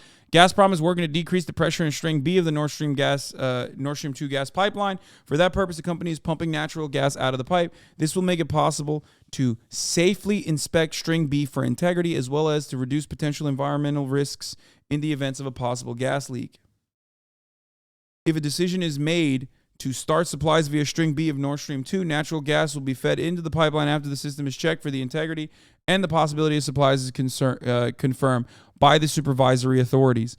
Another day, another twist in the Nord Stream saga. As a sabotage spared line B of Nord Stream 2, Gazprom now says it might send gas to DEU via that line, as other 3, NS1A and B and NS2A, are compromised. So either DEU opens Nord Stream 2 or zero Russian gas. What a coincidence. That is actually suspicious. That, like I said, is a major, I think, piece of information that has the potential of Russian sabotage. This part of it, and I said this literally day one. I said this in the day that this information came out. If Nord Stream 2 is somehow operable, then this actually turns, is very suspicious. It's still ridiculous for them to blow up their pipeline, but they're crazy. And in that circumstance, there is at least additional evidence that there is something to gain from this, which is, starting to use Nord Stream 2. Just saying they're crazy is not enough. But if you say they're fucking crazy enough to blow up their own pipelines and also force Europe's hand to use Nord Stream 2, well, then all of a sudden, it's not as crazy.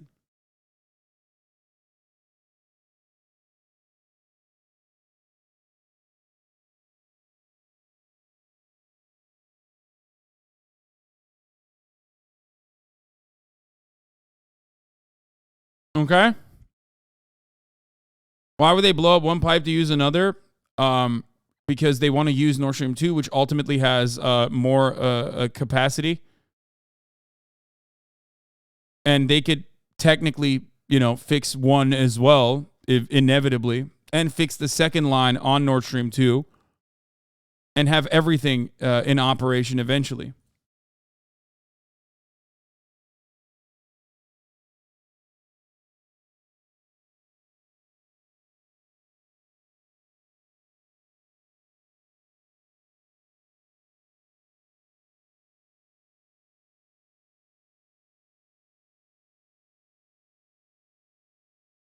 Chat believes all other anti-NATO information that comes out except for Russian news. These motherfuckers hate Russians without reason is hilarious. Yeah, I mean, they've been conditioned, okay? They have been conditioned into feeling this way. It is impossible when every fucking avenue, every outlet you trust to a certain degree is telling you one thing. Good luck. Good luck having good luck being able to cut through all that noise in any meaningful capacity.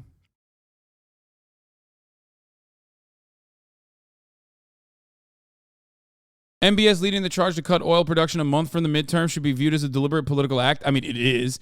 The Saudis want Trump to be president so they get total impunity for the human rights abuse.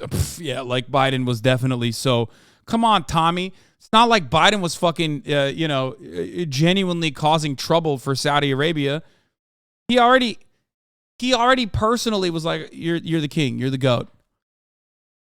Yeah, honestly, Donald Trump is a bigger ally to Saudi Arabia than Biden is. And that's pretty much it. But don't act like Biden is actually doing anything.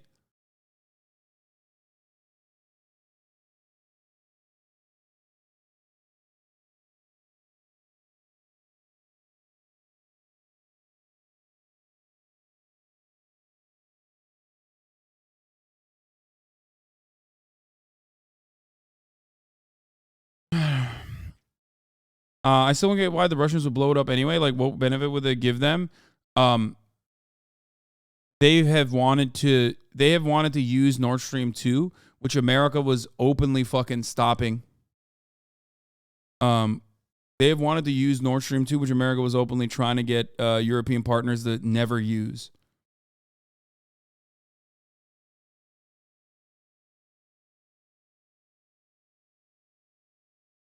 Why not just blow up Nord Stream 1 then? I mean, it's a little sussy that they didn't blow up both of the lines on Nord Stream 2 and one of them still works. I get the suspicion with Nord Stream 2 being used instead of Nord Stream 1, but Blinken saying it was a tremendous opportunity for us keeps making me doubt any Russian did it scenarios. I know there's still a lot of fucking listen. There is still a lot of fucking information or at least evidence on the American side. But at least there is some workable not intelligence, but there is a little bit of more. I think there's more, not evidence necessarily, but there's more that Russia could gain from this now that we know of.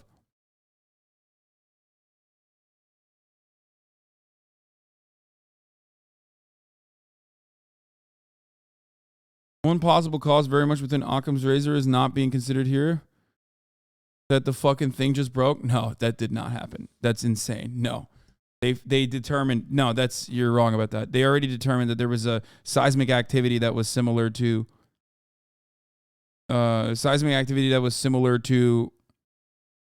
a explosion.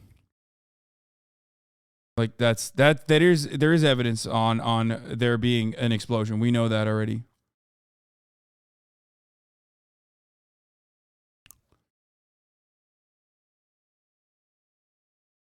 I have trouble believing that the U.S. would bomb key infrastructure allies rely on and do it badly, such that one pipeline was repairable.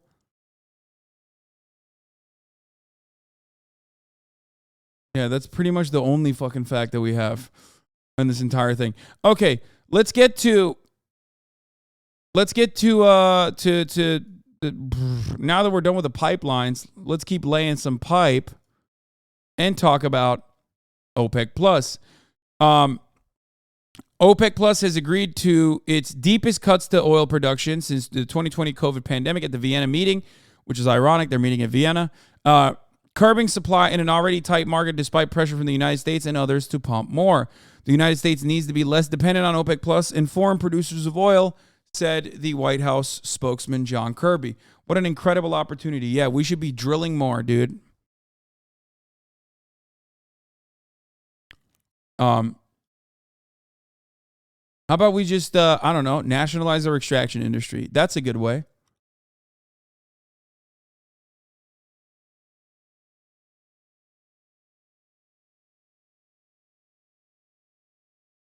Why is it ironic that they're meeting in Vienna?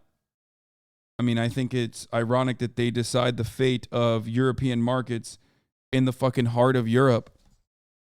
Like, I get it. Like, they have headquarters, but you don't find it, I don't know, you don't find it interesting that, like, all of these fucking oil producing nations come together in the middle of Europe.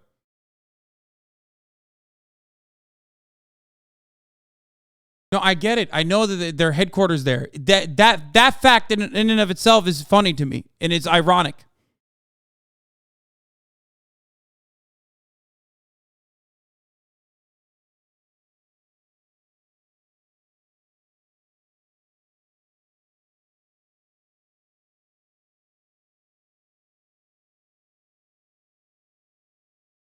Do you know what irony is? Yes. It has to make you wonder how much power capital has over everything else. It's so much more than like nationalistic desires. It's so much more powerful than any and every other thing. That, like, these nation states, some of which literally still fucking murder people, okay, can all have their leaders get together. You have these ideas when you live in America or when you live in a Western liberal democracy about, like, how countries should run, okay? And then you have monarchs who fucking, butcher people, like, almost individually and personally, getting together in the fucking middle of Europe and being like, we're gonna fucking lower the supply. Here's our headquarters. We're gonna lower the fucking supply of oil so that, like, Europe gets cucked. That's how much power you have if you have that sweet world come. It kind of demystifies, in a way, all of these ideas that, are presented on the world stage about ideologies, about nationalities, about liberal democracies and how you should operate within that framework, and how, the Western liberal democracy, the Western neoliberal democratic process is the savior of the entire world. And then you are so fucking cucked.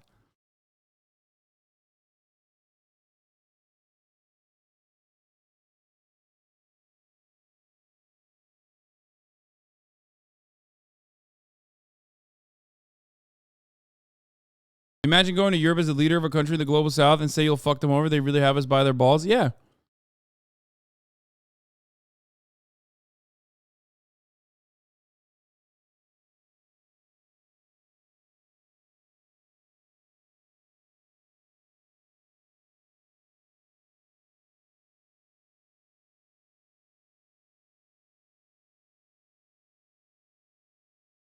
Why do you keep talking about Europe as the only one that will be suffering consequences? The fuck? It's like the U.S. won't suffer from it? No, of course the United States will suffer from it too. What the fuck are you talking about?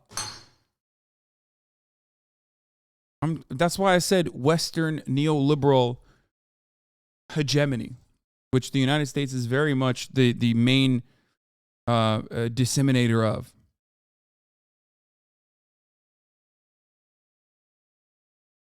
Of course, the United States will suffer political losses, but the EU countries will suffer further.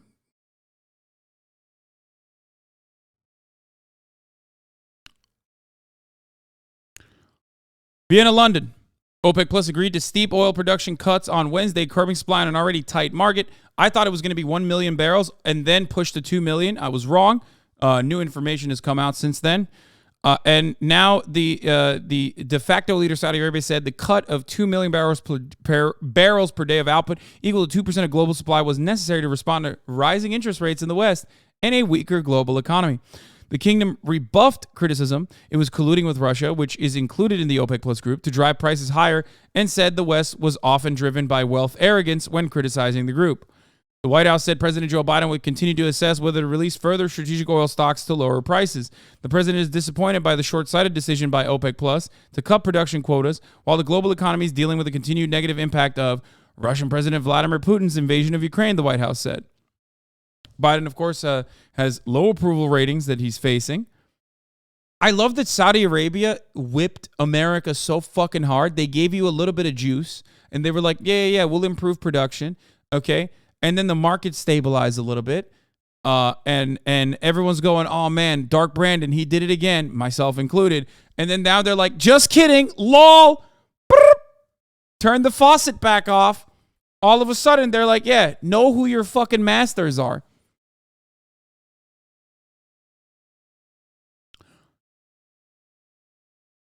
Biden faces low approval ratings ahead of midterms elections due to the soaring inflation and has called on Saudi Arabia, a long-term U.S. ally, to help lower prices. U.S. officials have said the part of the reason Washington wants to lower oil prices is to deprive Moscow of its oil revenue. Biden traveled to Riyadh this year but failed to secure any firm cooperation commitments on energy. Relations have been further strained as Saudi Arabia has not condemned Moscow's actions in Ukraine.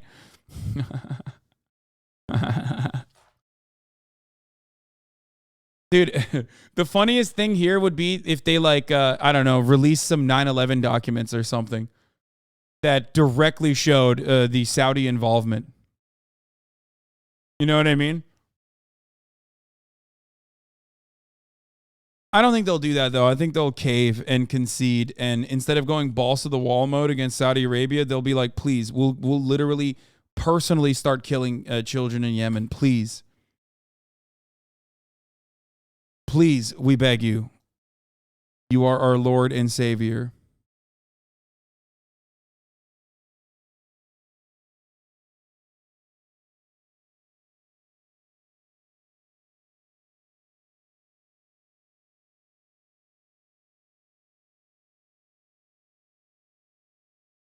OPEC Plus' real goals with these cuts is to drive up the cost of American oil prices and therefore server infrastructure. Yeah, okay, bro. No. Oil prices are everything, okay? They impact everything, not just server prices. Like the top of the hour ad break avoidance prices. Like, for example, right now, as it stands, $5 a month is how you avoid the top of the hour ad break. Okay? But who knows what'll happen when oil prices are way higher?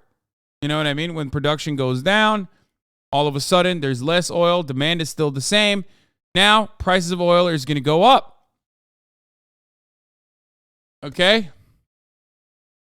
Now, if that happens, all other avenues of your life are more expensive, including a subscription to Twitch, maybe even a Twitch Prime. But right now, as it stands, Twitch Prime is free as long as you have an Amazon Prime account connected to your Twitch account.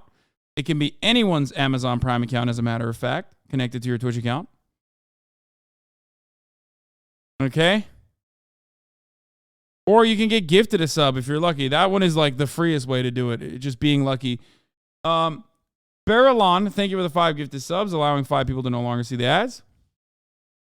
Anyway, here's the 1 minute ad break now. What is this?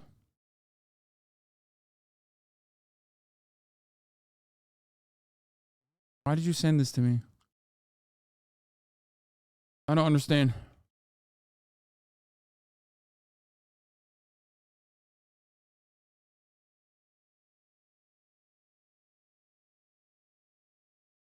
Dreidel Champ, thank you for the 5 get the subs as well.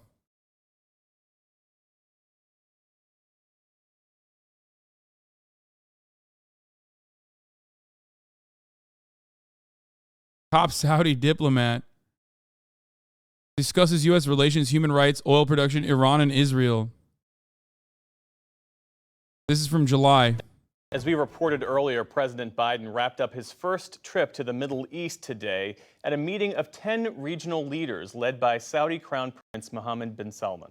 The trip largely focused on Saudi Arabia's human rights record and President Biden reversing his promise to make Saudi Arabia a pariah state. But there was also talk of oil and whether Saudi Arabia would produce more, possibly easing gas prices. Last night, correspondent Nick Schifrin sat down with Adel Al-Jubeir, the Saudi Minister of State for Foreign Affairs. Do you believe that these meetings mean that President Biden has decided not to make Saudi Arabia a pariah? I believe that quote was... Deadly Higanbana, Thank you for the 25 gifted subs. I don't even know what that means. During the campaign, and the campaign is what I call the funny season. Lots of things happen, but people have a different perspective once they're in office and have access to intelligence and information, and they look at the vastness of the relationship. So it's a critically important relationship, and it's important that we have continue the tradition of personal contact between the leadership of our two countries. One of the points of contention that President Biden's pointed out is human rights, and tonight he specifically said that he brought up Jamal Khashoggi's death to the Crown Prince. The president said that MBS said he was not personally responsible for it, and then the president said, I indicated to him that he probably was responsible for it. Is that how that went?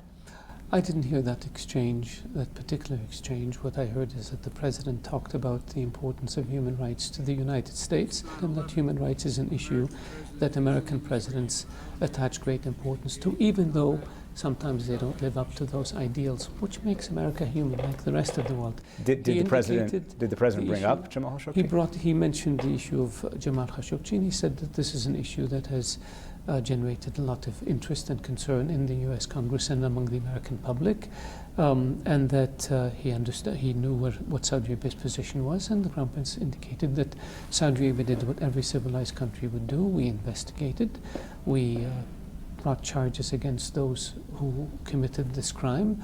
The courts rendered their verdicts, and those individuals were punished. America did this after Abu Ghraib. Nobody can say that George Bush as president was responsible or ordered Abu Ghraib. President Biden said tonight that the Saudis, quote, share the urgency about lowering oil prices. Will Saudi Arabia push for OPEC Plus to increase oil production in the next few weeks? Saudi Arabia's policy has always been to make sure that there are adequate supplies of oil that go to the markets. Adequate is a different word than the president used. Whatever the markets need. We try to ensure that the markets are adequately supplied. This has been our policy for a number of decades now. That, with all due respect, that doesn't sound like you're going to increase production in the next few weeks, as the president hinted. No, we have increased production over the last 9 months tremendously. There will be an OPEC meeting on the 3rd of August, I believe, and decisions will be made with regards to whether the market needs more crude or not. So it's not a yes or no. Let's talk about Iran. U.S. and Israeli officials I speak to say the breakout time in Iran is just a few weeks, but that actually creating nuclear bombs might take as much as 2 years. Is that the Saudi assessment as well? I can't comment on terms of specific assessments, but our view is that the Iran acquiring a nuclear weapon is extremely dangerous to the world and extremely dangerous to our region. We believe that Iran should be prevented from acquiring a nuclear weapon with all means possible. We believe that the JCPOA in its original form was too weak and too limited. And therefore the deal that's on the table currently is also too weak and too limited? We believe that any agreement has to ensure that Iran can never produce a nuclear weapon. Our criticism of the original deal was that it had a limit on how many years Iran was restricted from enriching, and it also had a limit with regards to the extent of the inspections. The inspections were very intrusive, but they were not broad enough. The Crown Prince 4 years ago said that if Iran were to go nuclear, Saudi Arabia would also go nuclear. Has Saudi Arabia taken any steps toward that decision, given how close that breakout time is in Iran? We certainly would not be discussing this on television, but we have pointed out the danger of Iran going nuclear. We believe that it will contribute to proliferation in our region, and our position was very clearly articulated. Will Saudi Arabia take further steps of normalization toward Israel so long as there is an occupation by Israel of the Palestinians? It's not about normalization. Our objective is to have peace, and our objective is to have peace in which you have two states living side by side in peace and security, and both states prospering. We believe that when you reach that point, then everything is possible. But we believe that the Israelis have to take certain steps in order to try to make that happen. Bahrain, Jordan, Egypt, and of course the United Arab Emirates have political normalization, but they also, according to Israeli officials, have military and intelligence cooperation with the Israeli military. Is that something that the Saudi military is willing to do? We see the countries that signed. Rumor has it the Saudi foreign minister's hella gay. Really?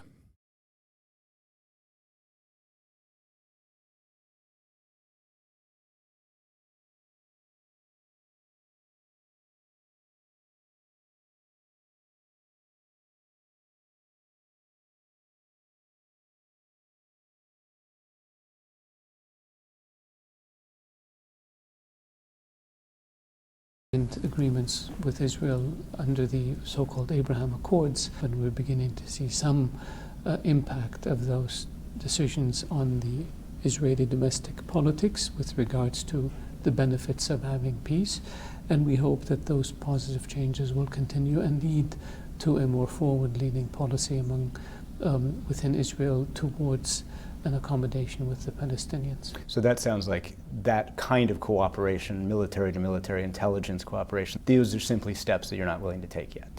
There are, it's difficult to take steps in the absence of peace agreements.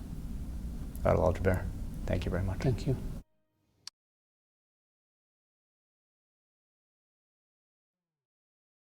Silent for 2 minutes. Yo, this man gay? Shut the fuck up.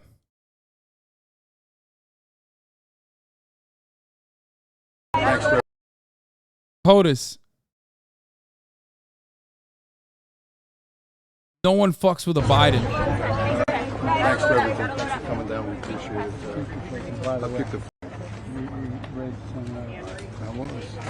No one fucks with Biden. Yeah, goddamn right. and I can't argue with your brothers outside the house. That's exactly right. That's exactly right.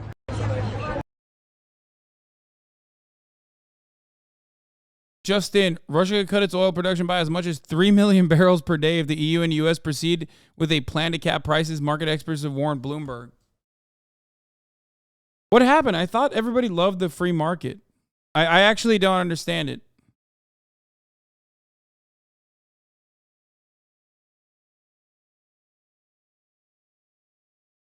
Like, now they don't like the free market? Is that what it is? Seems like the United States and the EU are not in favor of a free market. Which, of course, a free market, not so free when there's already a fucking monopoly on the other side of it, regardless. It's great. Once again, on the one hand, you have the oil cartel, okay, OPEC Plus, that completely control and dominate the supply of fucking oil barrels. So they have all the fucking, they have all the power. On the other side, you have Western nations that are like, nah, we're just not going to pay whatever you want us to pay. We're going to cap it. And of course, as always, the people that suffer are just regular Normans, regular civilians, regular citizens that have absolutely zero fucking say in the matter.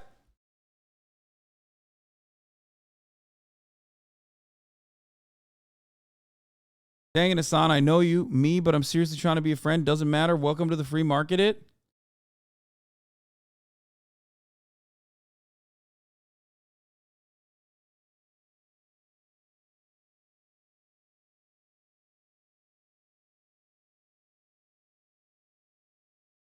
Do it, Dark Brandon. Reveal OPEC's immunity. Key paragraph here in the White House statement suggests that maybe U.S. interest in exploring NOPEC or repealing sovereign immunity from antitrust legislation that protects OPEC producers who manipulate energy prices would be a huge response. In light of today's action, the Biden administration will also consult with Congress on additional tools and authorities to reduce OPEC's control over energy prices.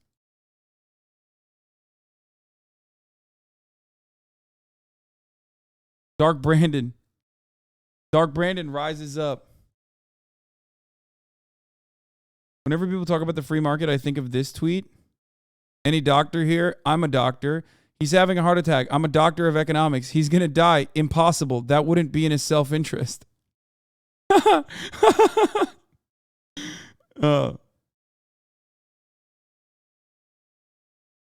just don't know how they would do this. Like, I don't know what they would do. Like, I don't know how you would do anything here.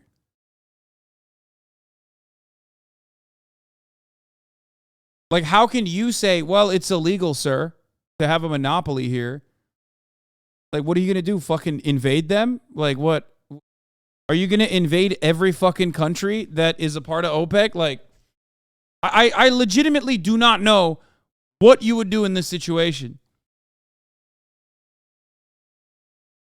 Like, what kind of, I mean, they have stress, right? They have pressure valves.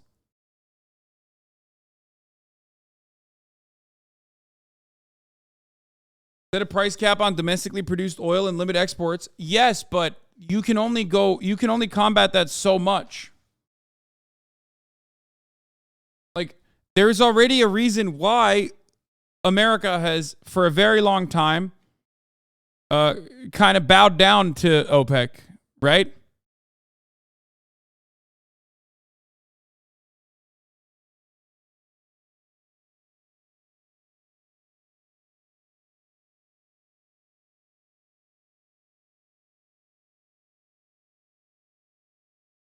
New Herschel Walker ad just dropped. Fuck me, he is going to win.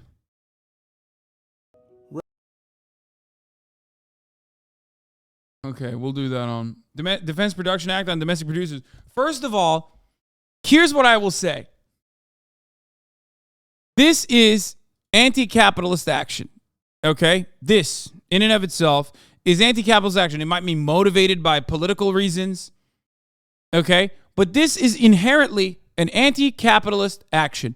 And the only defense mechanism is doing further anti-capitalist action, like nationalizing oil production, or at least some semblance of that, which is using the Defense Production Act, right? And I'm going to tell you what will not happen. That America is a capitalist nation. For them to do something like this, something so fucking severe, like, what are they going to do? The oil producers would pull a CIA, oil producers would do what they're doing in Nigeria to America, okay? Joe Brandon would turn into JFK, and I don't mean early JFK. I don't mean Marilyn Monroe having sex JFK. I mean JFK in Dallas. These guys do not have a problem starving the American public. They have said time and time again that their main interest is their shareholder interest, okay? Improving profits for their shareholders. At a time when Joe Brandon was like, come on, make it cheaper. They were like, no, fuck that. We're not doing that. American manufacturers have said this.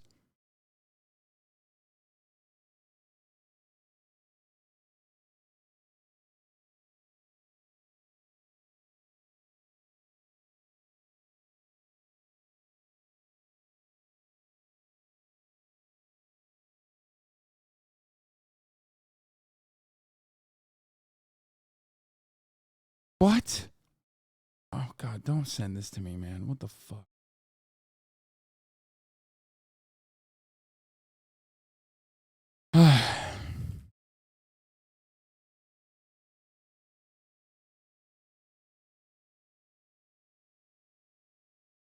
Halima, tell us a little bit about what is kind of riding on this meeting right now.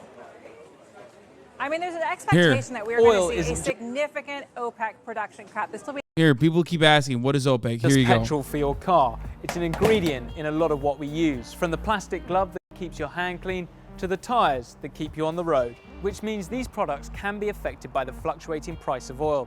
That price is largely decided by supply and demand and the collective actions of an organization that provides 40% of the world's oil, OPEC. OPEC stands for the Organization of the Petroleum Exporting Countries. It was formed in 1960 by founding members Iraq, Kuwait, Iran, Saudi Arabia, and Venezuela. The group was created to monitor the stability and prices of the petroleum. I mean, if I were Biden, I'd tell MBS the cost of maintenance on their bombers just went up to $1 billion a day. I mean, yeah, you could do that. That's no different fundamentally than like arming the Houthis. So it's literally like the other side of that equation. Why not? Fucking roll with it, dude. Go crazy. You know what I mean? Oops. Inflation came for you, Jack. Cut the malarkey. Oh, man.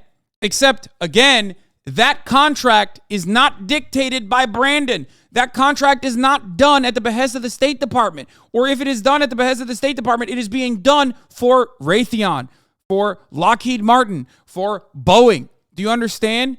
Everything that America does, it does because it's 5 corporations in a fucking trench coat, okay? So you can't really do that either. That's the fundamental reality that a lot of people are forgetting in this circumstance.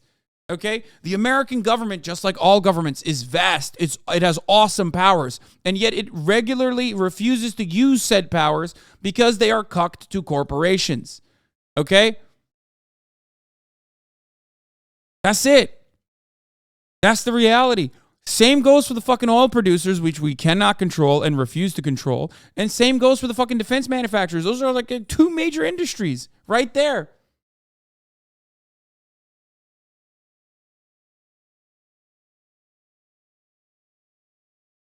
So you can talk a big fucking game. You can talk a big game about what America can do, what America should do. But ultimately, I don't think they're going to do that.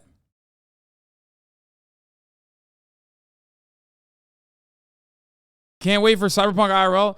My brother, you are living in Cyberpunk IRL. The only difference is we don't have cool, modifiers that we can put on our bodies. That's it. And you don't have a Suckmaster 5000 that you can strap onto your VR kit. But it's literally Miltech and Arasaka running the country. That is true.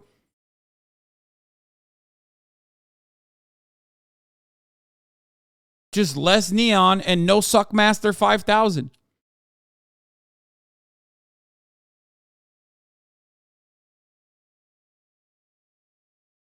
The body mods in Cyberpunk aren't supposed to be cool. Yeah, whatever, lame ass. Imagine having that take, dude. Pfft. What? Yeah, no, you be lame as fuck and not get a body modifier that allows you to jump up to a fucking bridge, okay? I, on the other hand, am going to go cyber psycho, okay? Lame.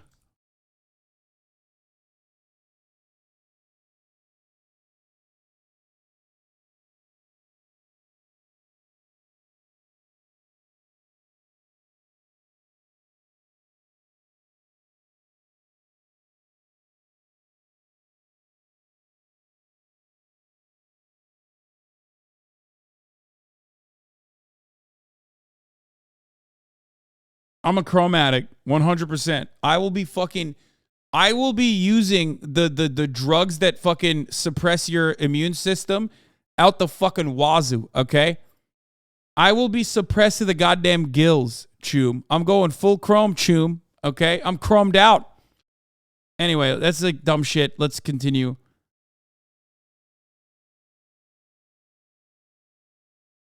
Does anyone know the original creator of Cyberpunk said the Cyberpunk future in 2020? And he accurately predicted the 2008 housing crisis and the 2017 recession. Wait, what?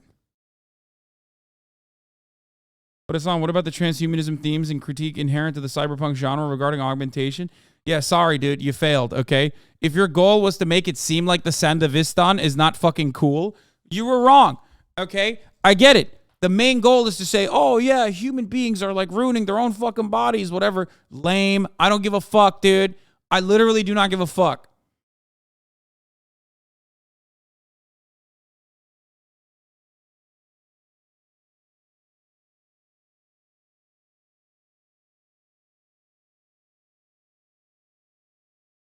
Can you imagine being kitted out with all different matter of like cyber implants and shit, and I'm streaming 24/7, okay? I would literally strap cameras all around myself and UAV drone systems as I go and like fight crime and shit, okay? Oh my God, dude, I'd be streaming 24/7 in the cyberpunk universe.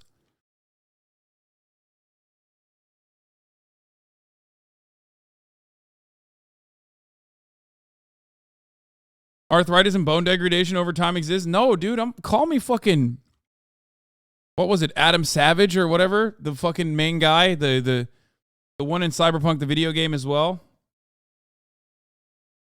Adam Smasher, dude. Call me Hasan Smasher, okay?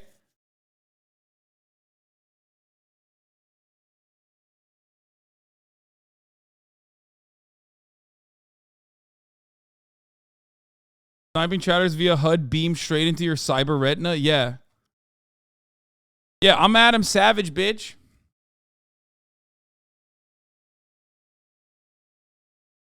What? Adam Smasher, hurry! Go on, kill Okay, this is a fucking... This is a spoilerino, dude. Why'd you send that?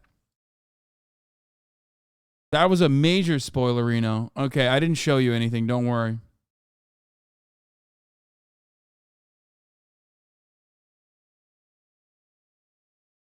Also, you have to remember, like, I liked the Cyberpunk game because I am a slut for good world building. Okay? You give me like a cool dystopian world that you've built, I'm gonna whore myself out in it. Okay? So much so that I unironically loved Cyberpunk, if you guys remember, and it was hard for so many people to play it, and I was glad that I was able to play it on my PC. The universe is incredible. I would love to live in that universe, okay? I would love to live in that universe. Are you going to play the DLC? Fuck yeah, I'm going to play in the DLC. What are you, fucking nuts?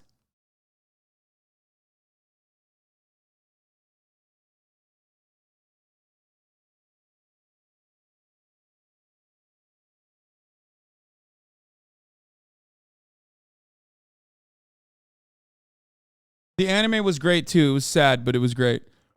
Anyway, let's get back to OPEC, the real dystopian future monopoly that we were talking about. Petroleum market, which was previously determined by US-dominated multinational oil companies. Currently, OPEC member countries also include Algeria, Angola, Ecuador, Equatorial Guinea, Gabon, Libya, Nigeria, Qatar, and the United Arab Emirates. Today, these oil-producing member countries supply over 40% of the world's crude oil production, and together they control more than 80% of the world's proven crude oil reserves. OPEC's oil and energy ministers meet twice a year in Vienna, Austria, where they collectively Pan Am or Judy is a dumb question. Pan Am, dude. What the fuck? Are you kidding me? That's my queen. How dare you even decide whether to raise or lower oil output in order to maintain a stable market. Critics argue that it's a way for them to maintain the price they want. But does OPEC actually control world oil? The biggest consumers of oil are the US and China. It was China's rapid development in the early 2000s, coupled with a lack of growth in the production of oil, which sent the price of oil shooting up. In turn, those high prices made it profitable for non-OPEC countries like the US and Canada to go after and discover harder to extract oil.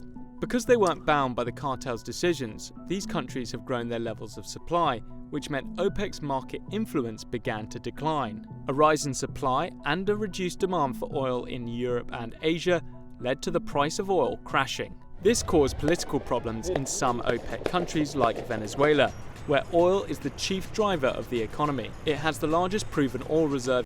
I want to run this again. Hold on. Market influence began to decline. A rise in supply and a reduced demand for oil in Europe and Asia led to the price of oil crashing. This caused political problems in some OPEC countries like Venezuela, where oil is... Oh, that caused the political crisis.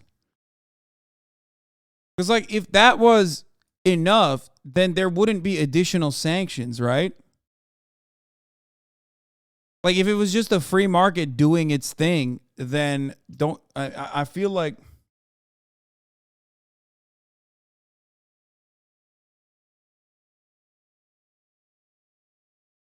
No political crisis in Saudi Arabia, though. Yeah, weird.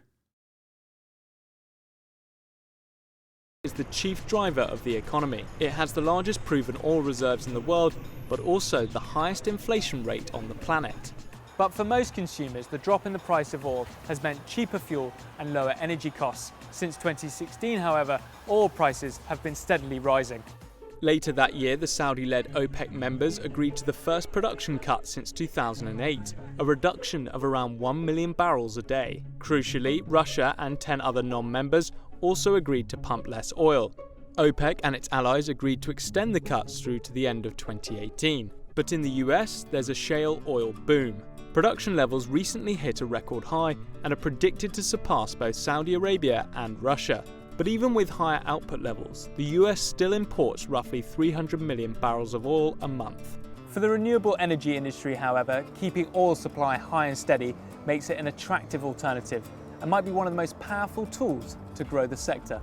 But the price of oil remains volatile. Geopolitical factors such as the Iran nuclear deal and President Trump threatening OPEC could see the prices go up or down. But in the end, the forces of supply and demand will ultimately determine the price. With more than 80% of the world's proven oil reserves, OPEC in the 21st century continues to be relevant, and their decisions can still affect the price of oil, if just temporarily. But as new sources of energy gradually replace hydrocarbons, the oil industry faces a race against time. In the words of an ex-Saudi oil minister, the Stone Age did not end for lack of stone, and the oil age will end long before the world runs out of oil. Cap. Notice how there's no energy independence discussions ever that revolve around, I don't know, shifting our hyper focus away from fossil fuels.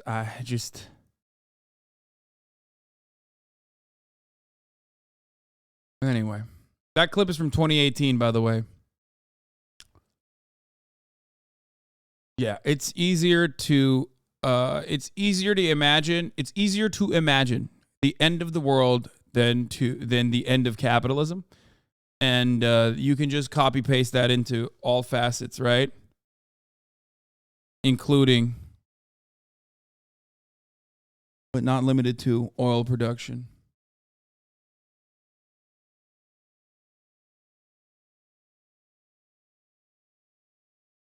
Be the first major OPEC Plus cut since 2020 when oil prices went negative. And this is obviously something that the Biden administration would be, very concerned about. The question is, how large is the cut going to be? We're hearing numbers like 2 million barrels a day production cut. Who will make the cut? A number of OPEC countries are underperforming. So the question is, are the countries that are the major producers going to do the bulk of the heavy lifting on this production cut? Halima, the big question in this is, look, OPEC exists for a reason. It's to try and manipulate prices of oil, keep prices higher. What do they think is a fair price at this point? We used to think $40 to $60 was okay, or $60 to $70. If they're not happy at 87, what's their expectation of where oil prices should be? I mean, OPEC producers always say they are not targeting price.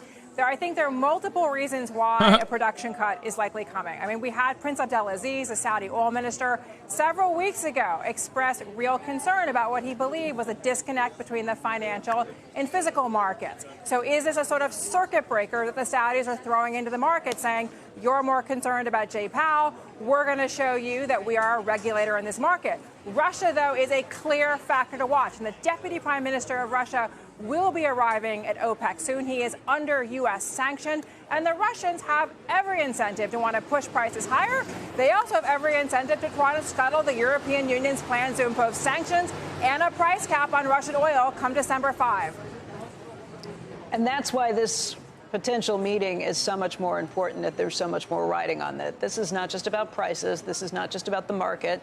This is about global stability from a defensive perspective, from a security perspective. Do they not understand that, or do they not care?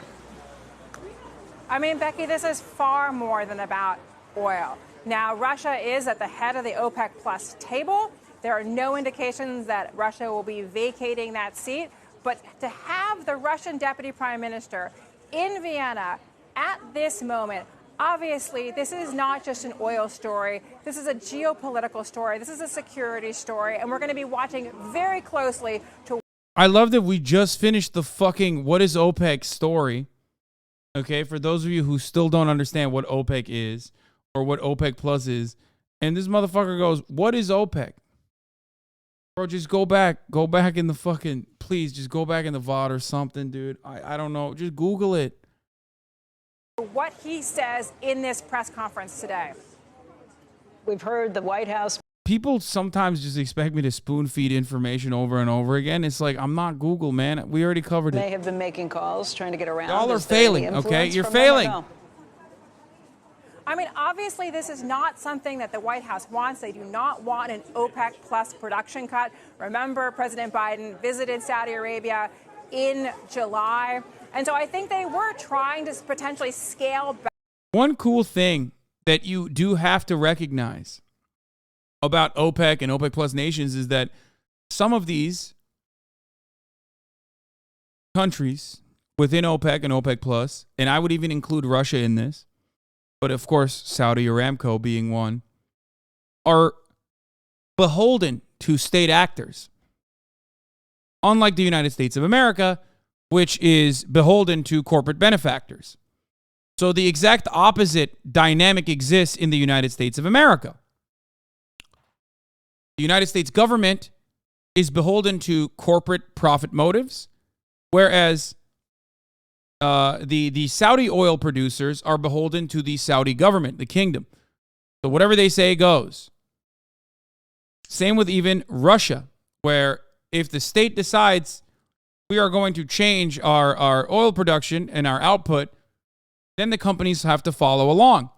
In the United States of America, if the United States of the American government decides, yeah, we got to do something about these oil prices, our corporations will say, fuck off, Jack. So dictators are better? Unironically, yes. I am actually saying that. If you consider state-owned and operated extraction industries to be dictatorships, then yes, the Norwegian dictatorship trumps the American corporate oligopoly. Yeah, the dictatorship of Norway is fundamentally a better way to operate than the American oligarchy.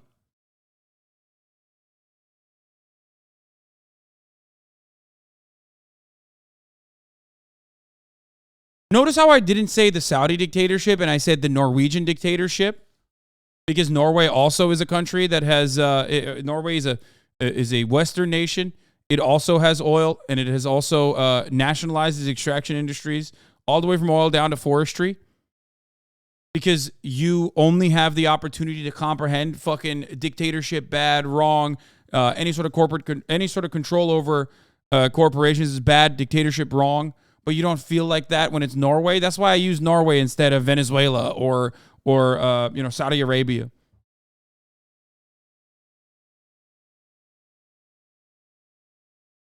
I love you, Hasan. Thanks.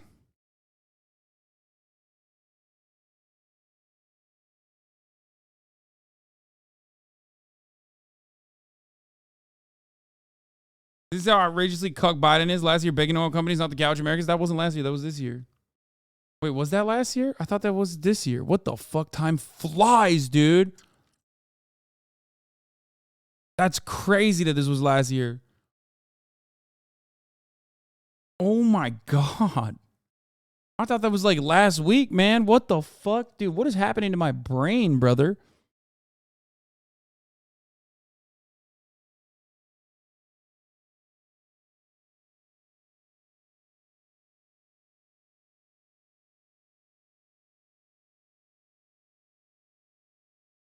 You mean Greater Sweden and not Norway, right? I just call it Daneland. I call it what it is, Daneland, which also encompasses broader swaths of the United Kingdom as well. That is right. I will come out and say it. The Danish are Turks, and therefore Danish supremacy. It's Daneland. It's all Daneland. It's always been Danelaw. America was founded by Leif Erikson. The Danes did it first. And therefore, America is also Danish.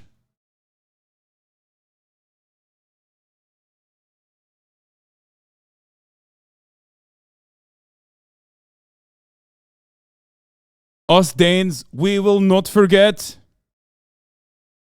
We will not forgive, we will not forget the betrayal by the Anglo-Saxons, butchering our children, locking them into barns and lighting those barns on fire. Yes, I recently watched Vinland Saga. How can you tell? Back the size of this cut. But again, all indications are that we are hearing right now, this is going to be... And The Last Kingdom. And also the new Vikings show on Netflix. That wasn't bad either. A multi-million barrel a day cut. Potentially 2 million barrels a day is going to be announced this afternoon. What will that mean for oil prices, for the oil markets? I mean, Becky, this is really an interesting question because you have a number of OPEC countries that have been underperforming. So the question is this effectively going to be a sort of paper cut, or is this going to be a significant pullback in actual production? So who does the production cuts will matter in terms of what the market impact will be. And even if we have a sort of muted response today because there's already this expectation of production cut, fast forward to December. That's when that European embargo on Russian oil takes effect. The price cap policy is supposed to launch. And so I think what we're setting up for is a potential significant bounce come December. So even if we don't see it today, keep your eyes on year end.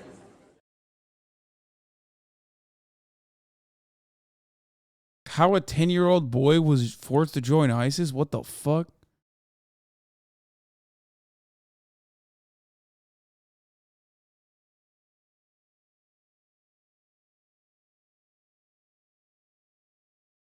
No context, Brits? Nah.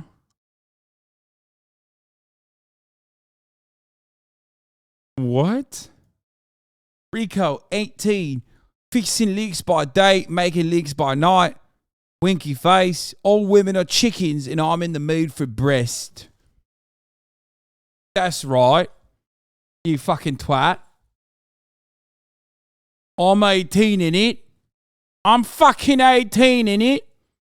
I'm in the mood for some breast disease, yeah? Little cheeky breast disease, yeah? Not sure you saw the GOP saying the quiet part loud again. Yes, we are now going to talk about Herschel motherfucking Walker, okay? Before we talk about Russia,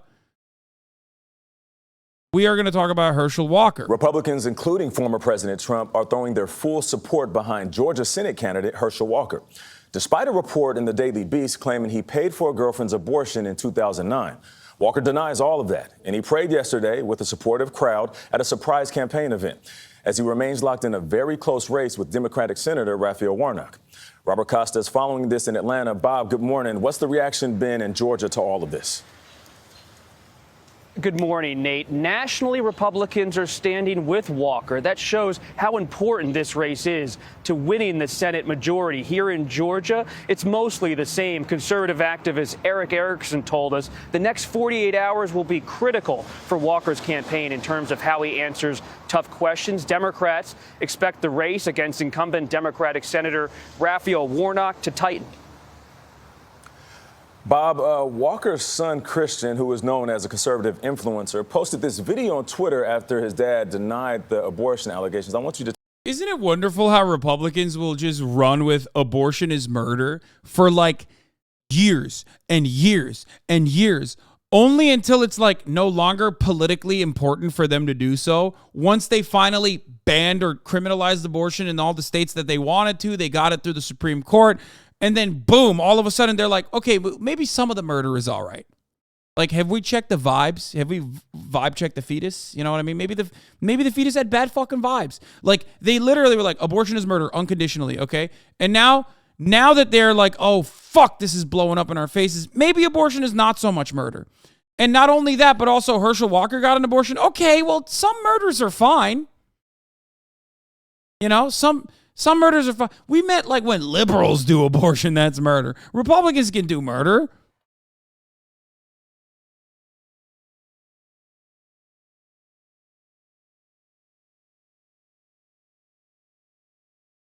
Take a look. He has 4 kids, 4 different women, wasn't in the house raising one of them. He was out having sex with other women. Do you care about family values? I was silent lie after lie after lie. The abortion card drops yesterday. Oh, yeah. I mean, dude, there's no better fucking argument, dude. The big takeaway should be that no one really thinks abortion is murder. They only say so for political effect, which is true. We've been saying this for a very long time. No one thinks that. No one. I mean, no one thinks that. It's just fucking bullshit.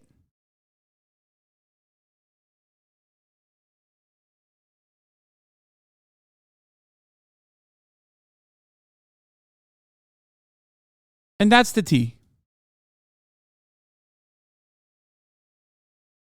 Close these. Let's close these. OPEC. Kushner. Production.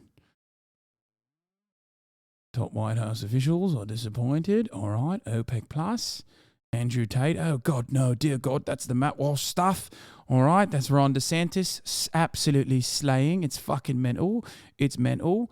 All right, let's get back to this now. We've cleared up some of our tabs here, yeah? Today, it's literally his handwriting in the car. They say they have receipts, whatever. He gets on Twitter. He lies about it. These are strong words by his own son. Bob, has the campaign responded to Christian's remarks? Herschel Walker has said he loves his son, a 23-year-old who at times has been a controversial social media figure. But this entire episode and these clips really shows how in politics today, family dynamics can erupt at times on social media. And it's become not just a political reckoning for Herschel Walker, but a personal one because these videos have generated over 1 million views online. Nate? Eyes will be on this race for more reasons than one. Okay, well, the Daily Show talked about who Herschel Walker is.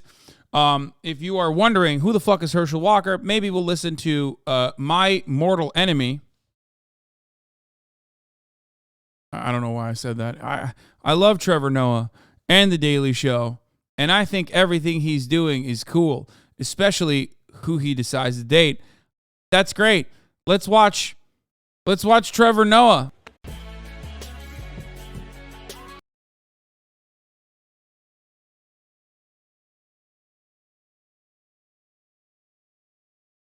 I thought a fanny was an arse. No, a fanny like a pussy, mate. Like a cunt, yeah? Like a gash, right? Anyway, when does part two, the Fear and Podcast come out? What do you mean part 2? Thought you already joined the Daily Show. Soundpiker announced as the new host of the Daily Show as Trevor Noah steps down, THR reports. I mean, I also have bad accents, so. Was this Andrew Rose the Ben autism Shapiro? actually helps you focus on certain things. Like what? I don't know. I mean, that's what they say about people on the spectrum. Yeah, let's ask Ben Shapiro. You think he's on it? Oh, autistic Adam Smith. That's what I call him. Dude, let's go. Oh, the free market is like ask him about anything. You like donuts? Well, no, the best donuts would be in the free market. It's like, bro. I'm not laughing at that. I'm doing this. Look. Turn it off for a second, dude. Just fucking turn it. We get it. You like capitalism, dude. Turn it the fuck down. Joe loved that. As an autist, I approve this message. If anything, you should be mad that he said Ben Shapiro's autistic. You know, you don't want him a part of your gang, autism gang. You killed it on Flagrant. Love that ep. Dude, I loved it too. It was fucking great. Wild, because there was such fucking crybabies that they like lost their shit. You know what I mean? President Anyway, but the Herschel Walker saga is not over, obviously. Here's a new Herschel Walker ad. Fucking killing it, dude. The man is crushing it. Jesus Christ saved his life. Reverend Warnock's running a nasty, dishonest campaign. Perfect for Washington. The Reverend doesn't even tell my full story, my true story. Yeah. The Reverend doesn't tell why I held a razor. The Reverend doesn't tell why I threatened to kill her. Okay? It's kind of fucked up. I had reasons. The Reverend doesn't even tell my full story. The Reverend doesn't know that her vibes were fucking off. Okay? That's kind of fucked up, Reverend. My true story. As everyone knows, I had a real battle with mental health. Even wrote a book about it. And by the grace of God, I've overcome it. Warnock's a preacher.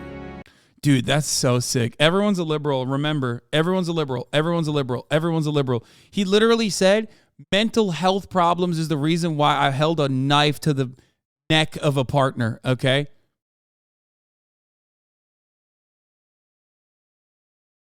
But of course, don't worry. I don't have mental health complications any longer because I overcame them. How?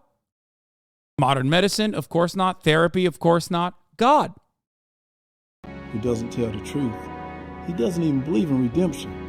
I'm Herschel Walker, saved by grace, and I approve this message. Oh, that's so good. Everyone's a liberal is awesome.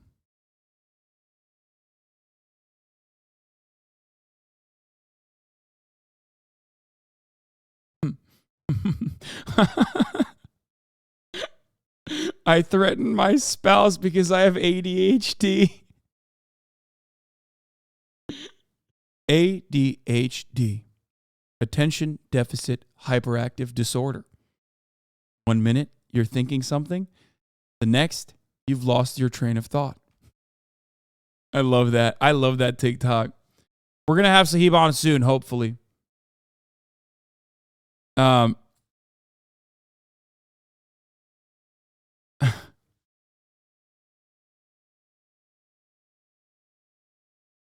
Every day a war wages in my mind.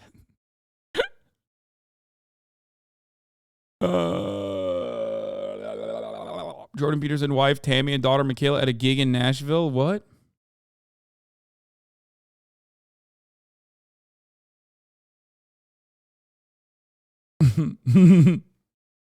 I can't stop thinking of that fucking meme, dude. It's so stupid. Anyway, but nobody cares. Nobody cares about Herschel Walker's abortions, dude, because abortion's not really fucking murder, okay? So, does this change anything? I mean, do you want my opinion? Or you're listening? Not a damn thing. Oh, God. Speak on it, Queen. How many times have I said 4 very important words? These 4 words. Winning is a virtue. What I'm about to say is in... It's true. No, this is it. They always say it. They openly say it all the time. God, liberals are such fucking cucks. I despise them so much. She's right. She doesn't give a fuck about anything. They only care about winning. She's admitting it. Someone clip this. Oh, wait, it doesn't matter. No means a contradiction or a compromise of a principle. And please keep in mind that I am concerned about one thing and one thing only at this point. So I don't care if Herschel Walker paid to abort endangered baby eagles. I want control of this. I love this tape because, like, she's literally saying Herschel Walker paid to abort a child, which is murder, but who gives a fuck? But even if he paid to abort endangered baby eagles, which is somehow worse than a fucking human child, like, it's just it's so obvious that abortion is so not murder that, like, she's literally saying, like, oh, man, even if Herschel Walker did something worse than a baby murder, which it isn't, what about baby eagle murder? Even then, it doesn't matter. Senate. If the Daily Beast story is true, you're telling me Walker used his money to reportedly pay some skank for an abortion, and Warnock wants to use all of our monies to pay a whole bunch of skanks for abortions. Oh my God, she says skank. What is this, fucking 1987?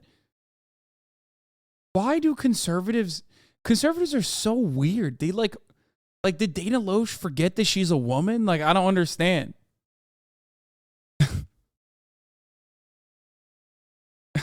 Why? Why are you being like this?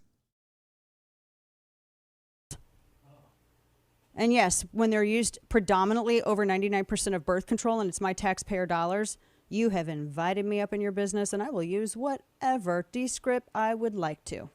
By the way, once again, here it is. I'm repeating the same thing I said even before this clip, but it's like, we don't give a fuck that you did an abortion, okay? We don't care about it. It's not a moral conundrum because ultimately We know that you're going to stop others from doing abortions, okay? And that's what matters. Which, by the way, it doesn't even fucking matter, okay? Like, what is he going to do as a senator? You know what I mean? He doesn't know how to fucking... He's not going to push bills. It's just a reliable vote for Republicans. That's it. That's all they care about. Because, like, abortion is already, you know, it's done. It's a done deal.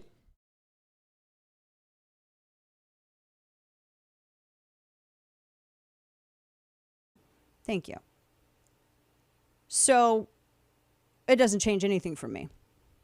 I don't know if he did it or not. I don't even care. But yeah, this is part of the reason why I've always been like, abortion is not murder, and no one actually believes that it's murder. Only fucking dummies say that. Only dumb idiots fucking say that and try to use it as a talking point. Republicans do not give a fuck. They don't think it's murder. They don't actually think it's murder. If they thought it was murder, they wouldn't have immediately changed their campaign strategies around like celebrating on a fucking a pile of like 14-year-olds that were raped and had to get abortions. Going from that to being like, oh, well, fuck, maybe in some instances it's not murder, actually. Like, we should be like Western Europe on abortion and not like China on abortion. Like, wait, how did they do that? Why did they make that flip? Why did they actually make that fucking switch? Also, if anyone's a slut in this fucking story, it's the guy who cheated on every person that he's been with and left his fucking kids behind. Why is the woman a skank?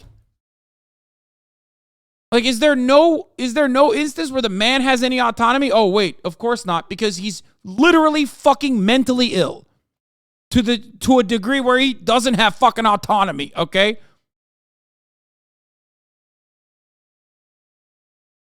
It's just mind-boggling that he's running for he's running for office. It's crazy to me.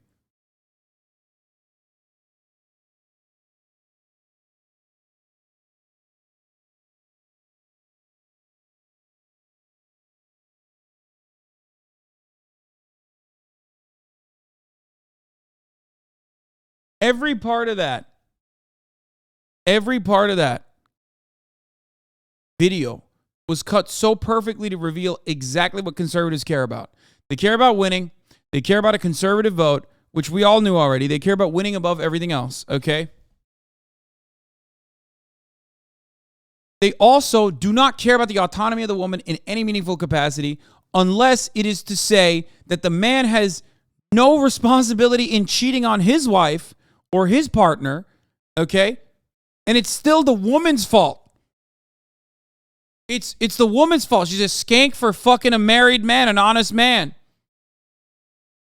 It's just so obvious that it's just about punishing women. It's about denying women bodily autonomy.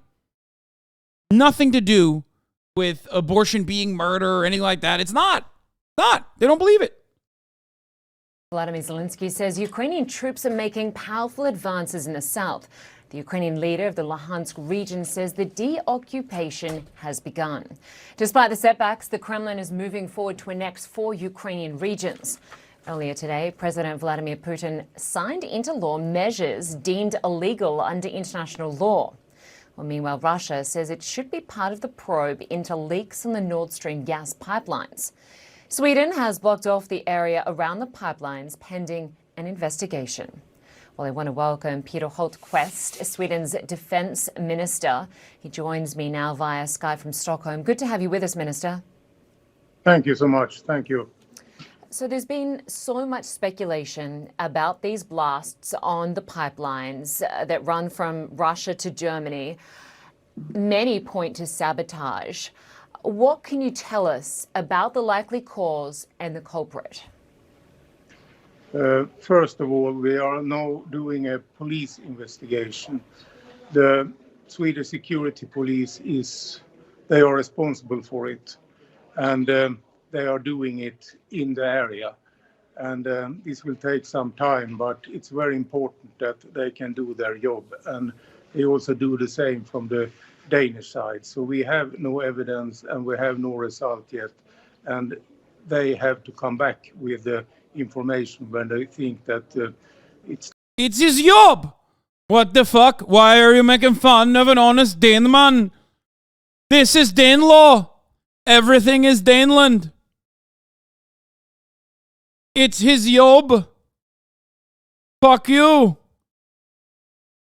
You swallow over sucking American penises. It's time for that. That is the topic number one.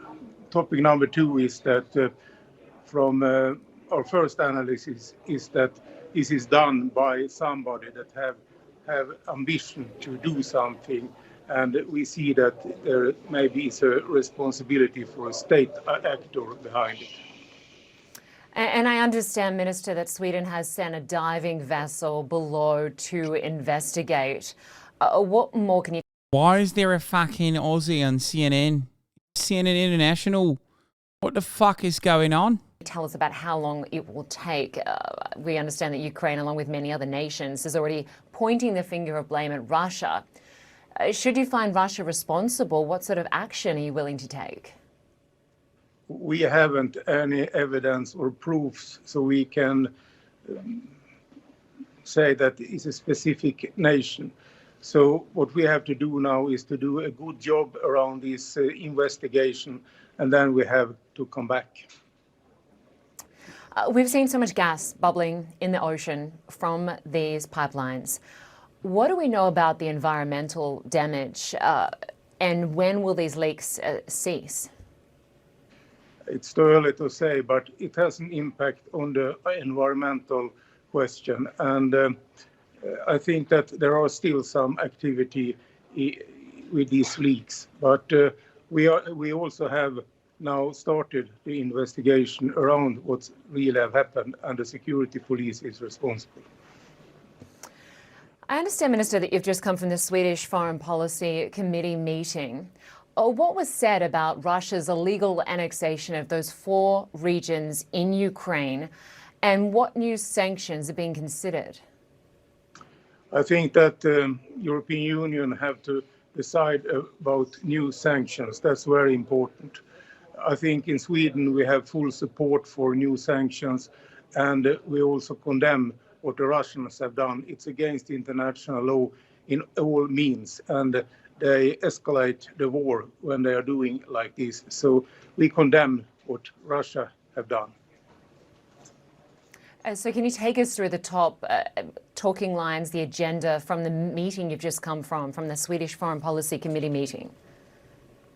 Yeah, the topics is the annexation of Crimea. It's also about these gas pipelines leaks in the economic zone of Denmark and Sweden. That is what we have discussed. Some of what we have discussed is classified and some of it is open, but it's a broad support for condemning Russia's activities in Ukraine.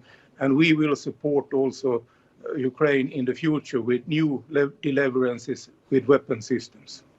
Can you tell us more about that? Sweden obviously has dropped its neutrality, applied to join NATO. And Sweden, we know, has donated a number of packages already to Ukraine. Are there any more on the horizon?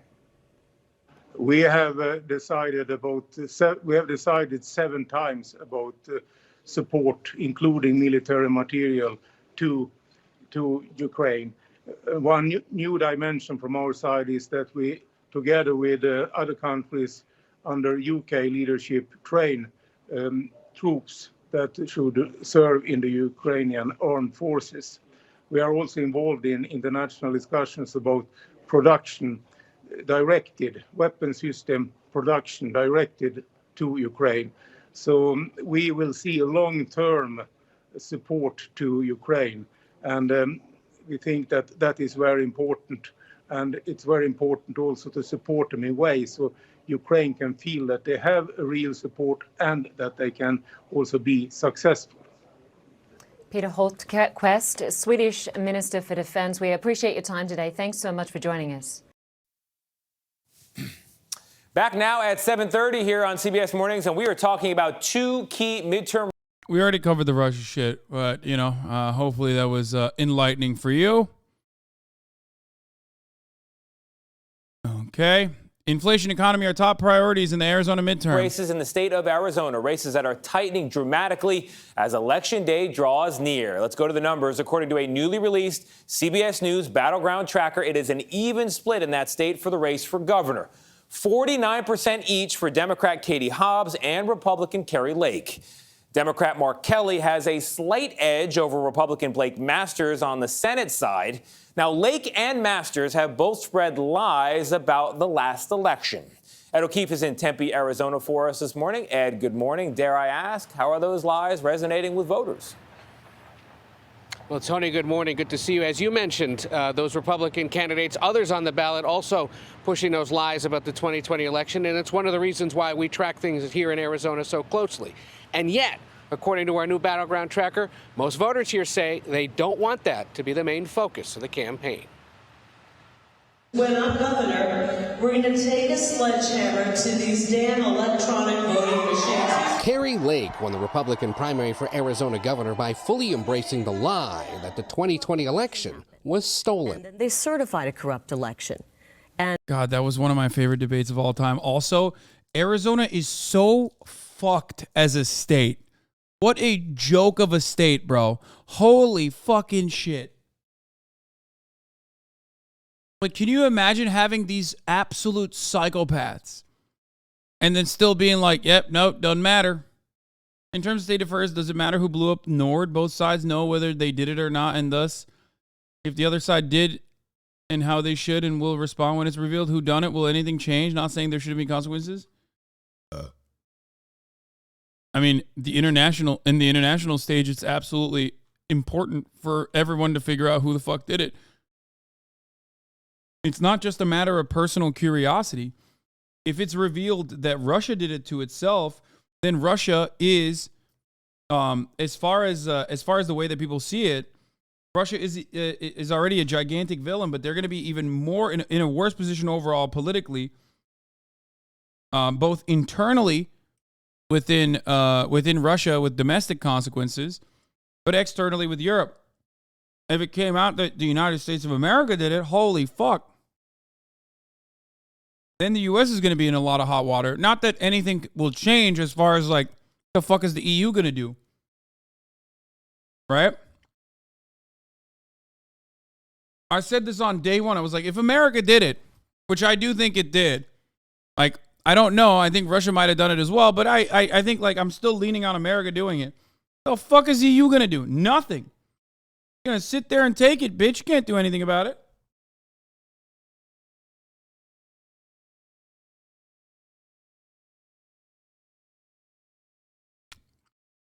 And that's the problem. You would not have certified our election. No, I would not have. But now she... The only thing that could happen is because of like losing out on the political capital a little bit, it'll make it harder for European politicians to completely be cucked to the United States as they normally are supposed to be. And maybe this way, European politicians could say, no, we're going to work with Russia a little bit more and get oil and gas from them, and you can't control it. For the record, I can't see any of the super chats. If you guys are writing super chats, like GG's, you know.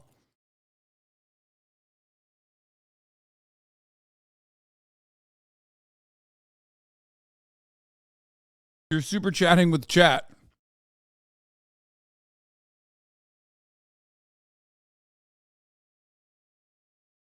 And their entire response to your super chat is just to say minus $10, minus $5.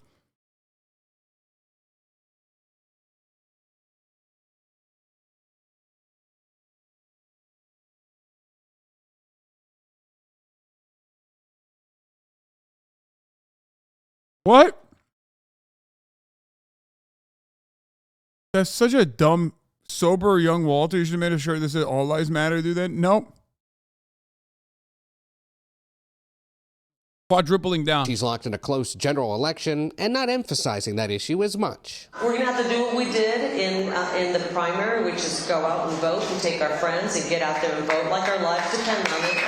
Her Democratic opponent, Katie Hobbs, warns Lake is too dangerous for Arizona. All of these people that Trump has given his full endorsement to because they support his big lie, they could change the rules and they could overturn the will of the voters in future elections. But denying the results of the 2020 election isn't a top concern for voters in Arizona.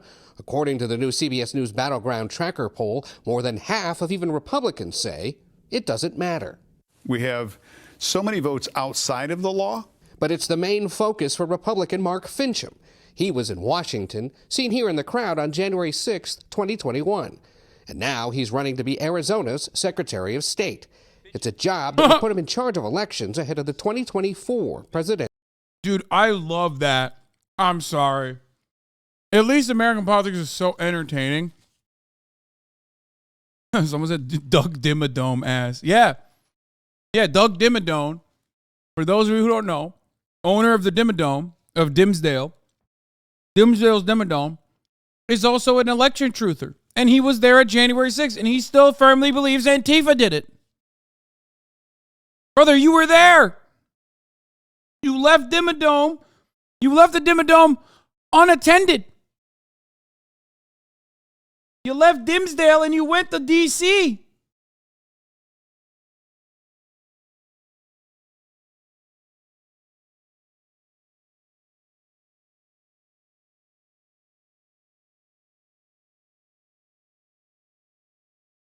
Campaign. That's why, I'm a threat to the left. And they know they got somebody who is not going to let go of this. Democratic candidate Adrian Fontes is especially concerned about what could happen if Fincham wins and Donald Trump runs again for president. He may not certify an election that Donald Trump doesn't win in 2024 as well. This isn't the most important election in our lifetimes. It could be the last free election that we have in our lifetimes. Our battleground tracker also finds most think abortion should be legal. Republicans hear that, go, say less.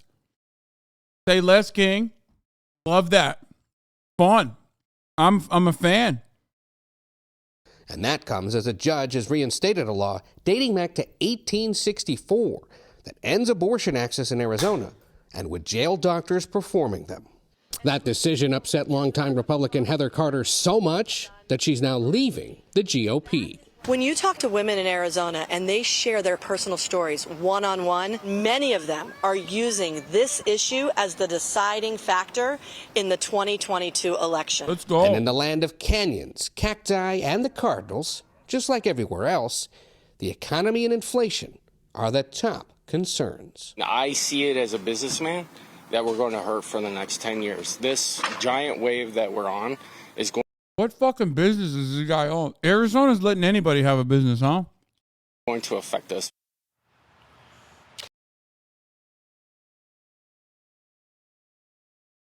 Shot, that was a trick question. We know he does HVAC. The fuck do you mean? What business does the guy own? I'm obviously joking. It's very obvious what his business is.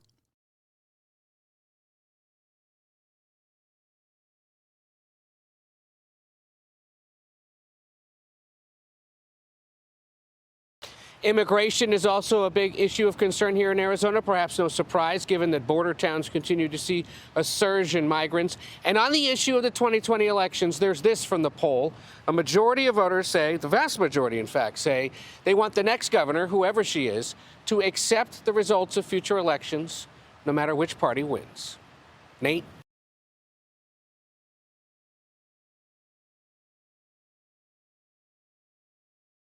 Quick update on Trump Mar-a-Lago. To Washington now, where former President Trump wants the Supreme Court to weigh in on the investigation into classified documents seized by the FBI at Mar-a-Lago. Scott McFarland is outside the high court to explain what exactly Trump hopes to achieve with this. Scott, good morning to you. That's always the question. What's Mr. Trump's endgame?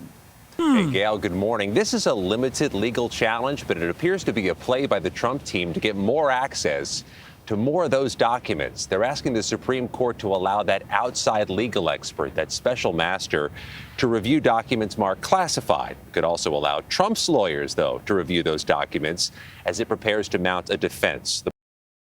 What the fuck is going on?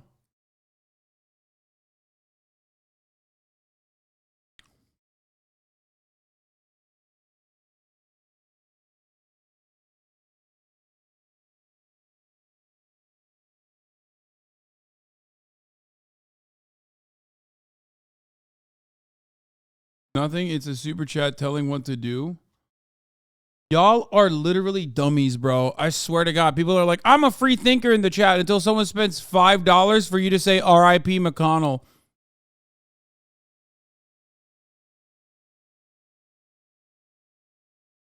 I got so fucking excited, dude. You fucking pieces of shit. God damn it. I got so fucking excited. Like, literally, my heart jumped up into my fucking throat for a second. You have to stop. You can't do that.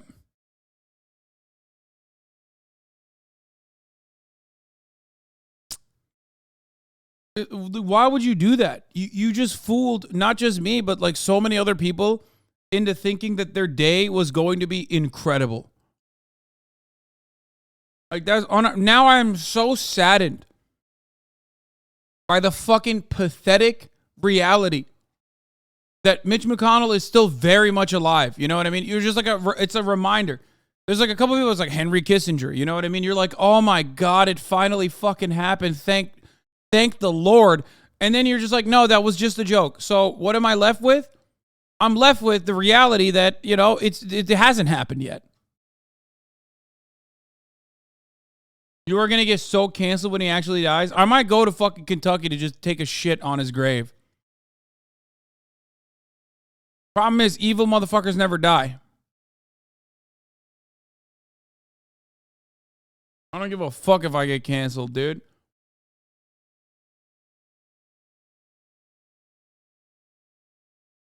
Come on, man. Right before TwitchCon, you're going to get banned? Wait, what? Why would I get banned? The bottom line, this request prolongs the legal battle. However, Trump's request would have no impact on the Department of Justice investigation because it doesn't seek to block federal agents from examining those records.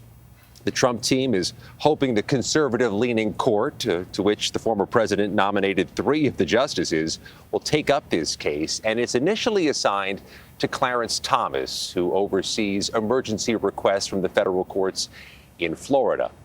Justice Thomas has ordered the Department of Justice to respond to this motion by Tuesday, and history is not on the Trump team's side. Last year, the high court blocked a request from the Trump legal team to block the handover of records to the January 6th Select Committee. Nate? Scott, thank you.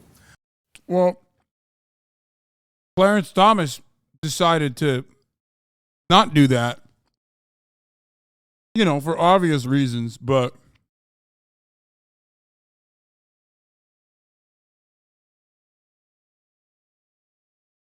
it only went so far.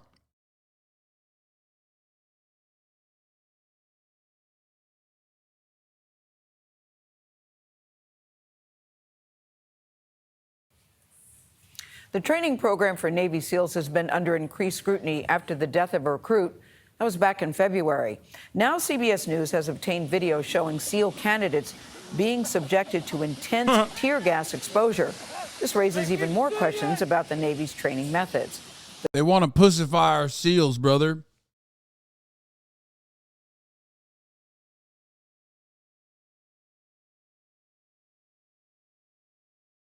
God dang liptards. If we can't tear gas them, how the fuck are they going to get strong, brother?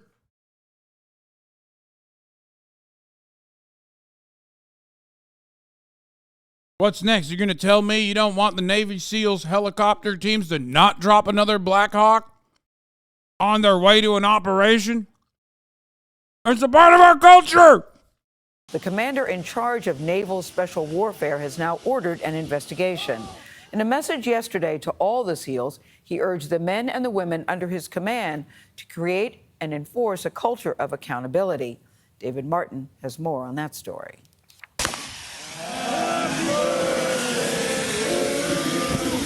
Recruits for the elite Navy SEALs being hit with tear gas.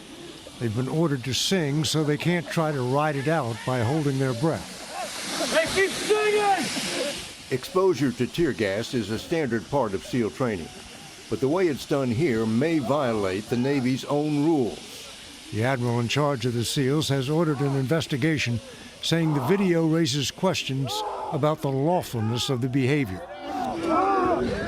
If the investigation finds the instructors deliberately broke the rules in order to abuse or punish the recruits, they could be charged with a criminal offense. To Sven Hjort of Duke University, who studies tear gas and its effects, the video looks more like hazing than training. I was really shocked. They were definitely exposed to concentrations of tear gas that are much larger than what would be safe. The video, which the Navy confirms is authentic, was shot last year on San Clemente Island off California and obtained by investigative reporter Matthew Cole, author of Code Over Country, a recent book about SEAL Team 6. I got this video from some SEALs students who were trying to become SEALs that felt that the instructors and the SEALs were abusive and very careless with their health. Most military recruits have to go through a gas chamber to learn how to properly don a face mask and what happens if they don't. But the gas used on the SEAL recruits appears much thicker and lasts much longer.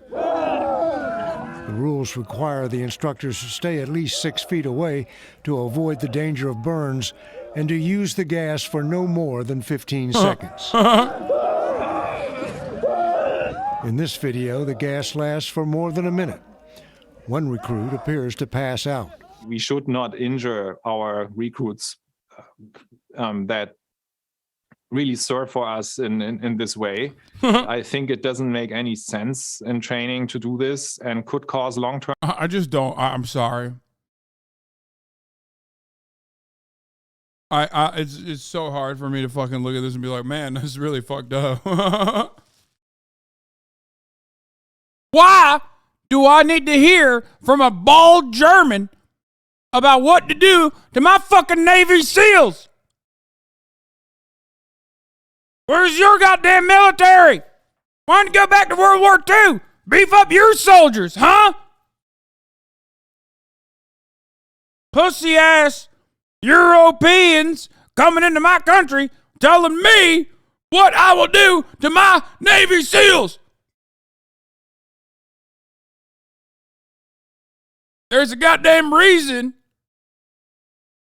There is a goddamn reason why Navy SEALs are still number one in baby killing, door knocking, helicopter dropping all around the planet.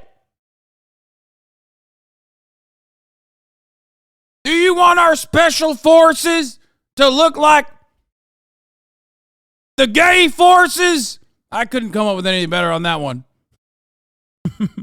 You want our Navy SEALs to be they, them SEALs?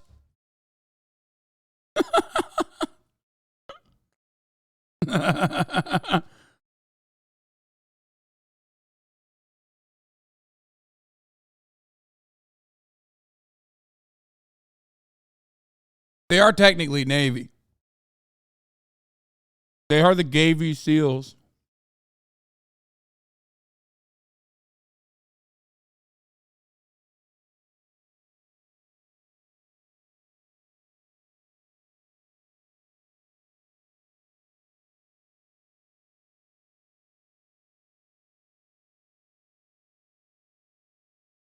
Okay, you don't have to say Gavy, you can just say Navy.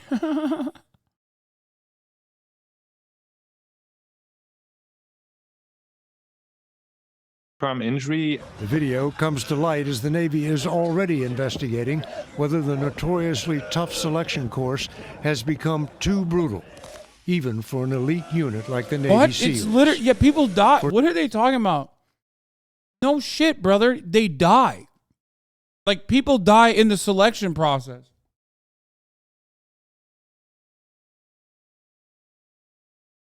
You literally have to fucking... You have to drown. What the fuck?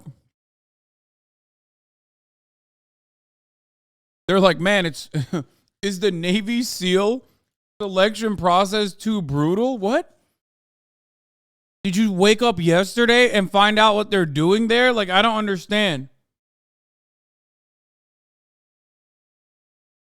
Bro, look at this Trump dissing Abraham Lincoln and George Washington.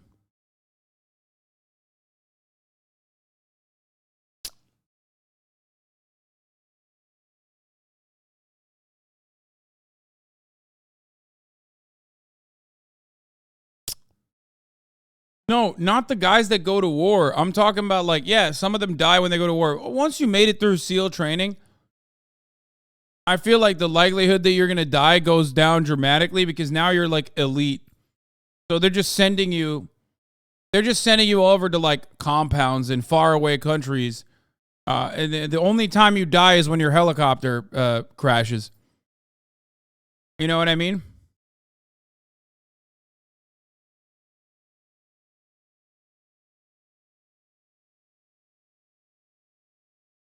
I'm talking about like the actual training process or the selection process, which is super gruesome, super brutal. That part is actually unironically really insane and intense. You have to drown.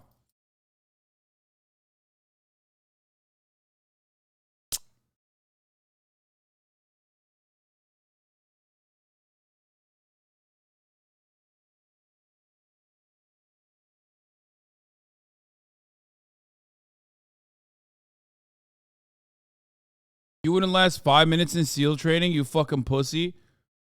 Wait, what?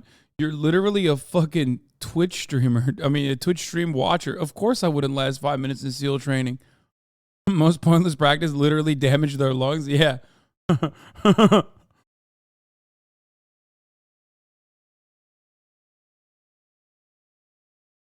Hasan is so Baba. You can really tell this is his first life. His eyes are filled with wonder traversing this broken world, and we all have a responsibility to ensure he stays blissfully ignorant.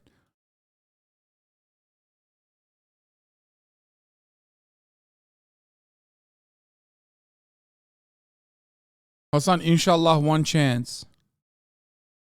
Oh, this guy's German. Bro, Lake McGroove timed this motherfucker out. He came back immediately.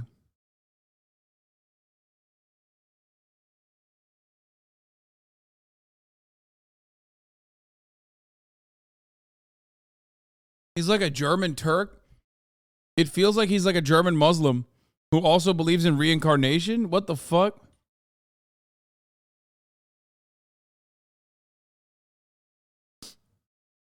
I mean, it's definitely an account that we already fucking yeeted. You know what I mean? Same day. For CBS Mornings, David Martin at the Pentagon. I know you want the recruits to be tough, but I think that's very disturbing to look at. That looks just downright abusive to me. I mean, I'll leave it to the military community to debate what the tactics are. They know what they're preparing for. What is extreme versus what is necessary? I mean, you know, if I were a professor, I wouldn't be trying to judge the tactic part of it. He can talk about what the effects. Oh my God. They're such pussies. Just say it's dumb as fuck.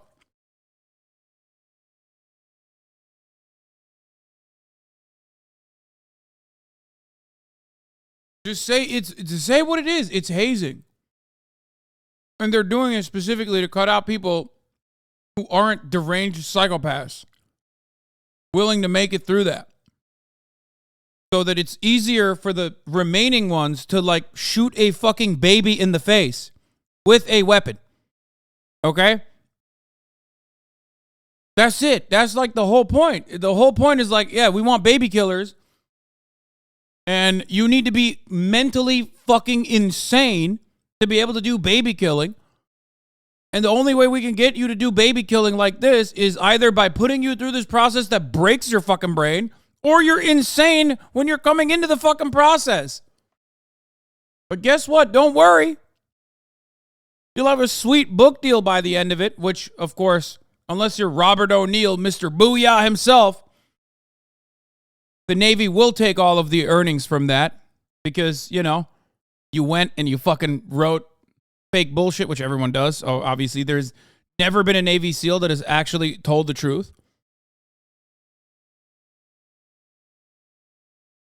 Navy SEALs that go public with their information are all liars.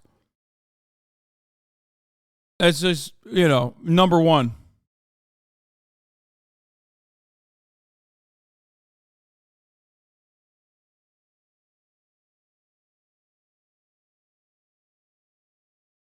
The ones that don't actually reveal whatever the fuck they did are just not talking.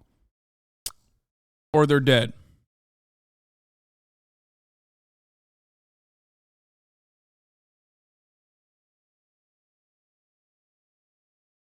Getting used to that gas is helpful when your free Dodge Challenger inevitably fills with smoke. That is gruesome, dude. That's... I'm not touching that, okay? Jesus Christ. It's like, I'm trying to do it, but I can't. My lungs are too powerful.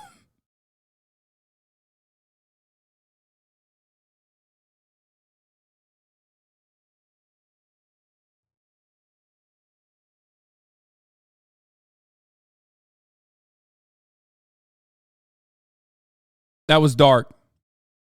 I didn't say that. Chatter did.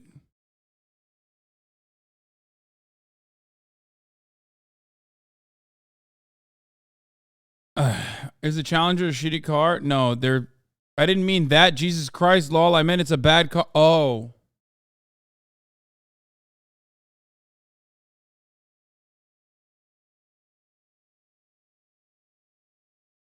That's a lie, by the way. The chatter absolutely meant that.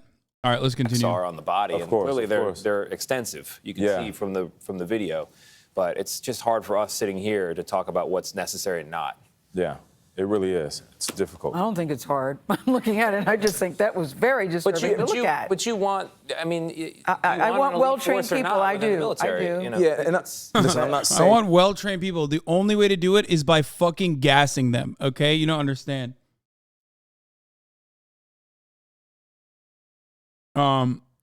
Is the brain damage from this why like 17 guys think they're the ones who killed bin Laden? Well, that and capitalism. The reason why all 17 people think that they fucking killed bin Laden personally is because they all want to write books saying that they killed bin Laden so they can make money and then make movies about killing bin Laden. And also because they're fucking brain dead. Weird that this video has zero mention of cops using tear gas on protesters. Yeah.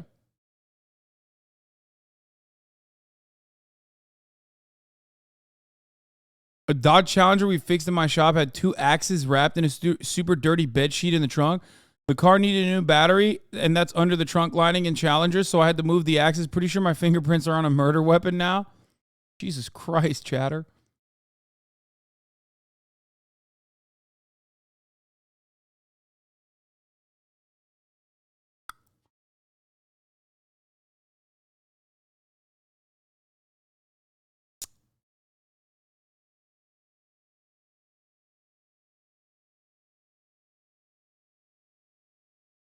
What? You gotta watch the guy somehow. I found him when he was at 40 subs, and his video should have millions of views instead of hundreds. If not today, maybe soon.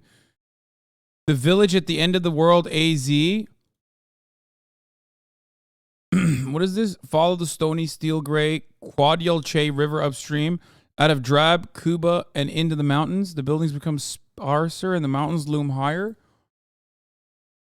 This was a dirt track until it was sealed for a residential visit in 2006. Follow it until the road runs out. There lies a village of Kinalug, and the speakers of its eponymous language isolate. The colossal glowing south wall of Mount Shahdag presides over it as a witness of the ancient rhythms of life in this lonely outpost where... Okay, we'll look at it later. I trust MHUD on this stuff.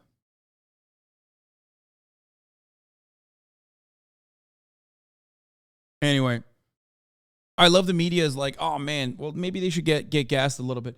I think it's a perfectly stupid fucking way to do it. I don't really care if it actually helps them or whatever. I personally think it's dumb as fuck. I also don't think that Navy SEALs should exist. You know, what else? What else should I say that'll piss off all the fucking liberals and the Republicans alike? I think that the entirety of the military, should be operating like a civilian engineers corps. What else? Marines are stupid and eat crayons. Navy SEALs are baby killers and suck. And liars, notorious liars.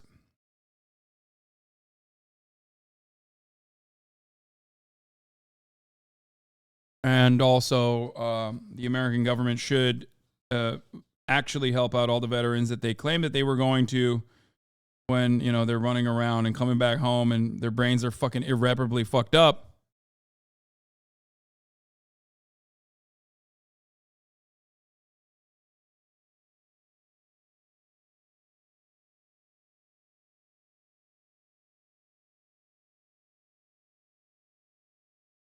What's up? How's the Turkish army? I don't fucking know. Probably not great.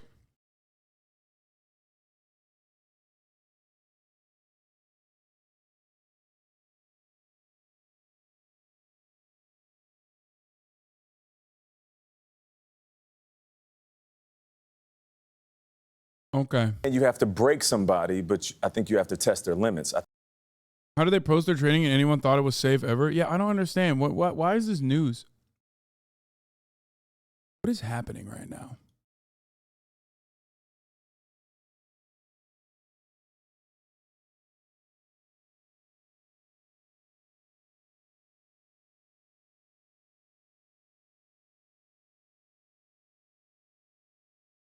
Okay. This teacher lost her job after starting an OnlyFans? The economy tonight and gas prices now at an all-time high in this country. Inflation is taking a big bite out of Americans' everyday budgets. People are also paying more for food, clothing, and furniture. With inflation hitting records, some workers are taking up 2 or more jobs to make ends meet. Some are selling and posting their photos and videos on online platforms as a way to supplement their income. But now there's a U.S. plans to ease Venezuela's sanctions on enabling Chevron to pump oil.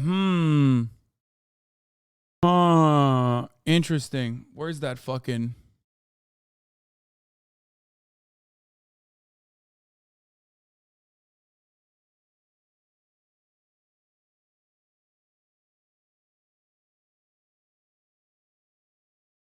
That's crazy.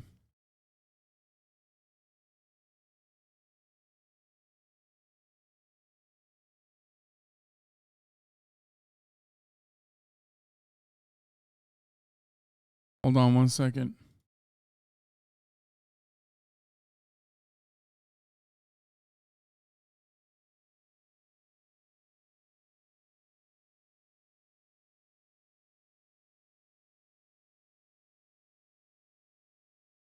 Listen.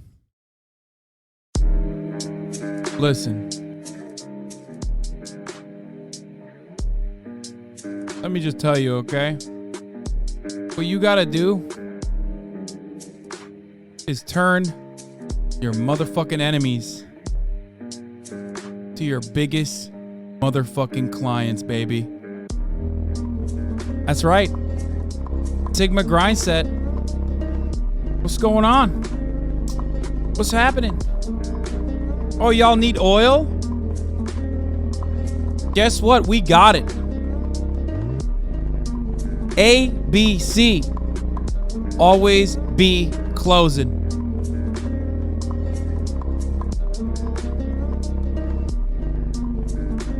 What happened?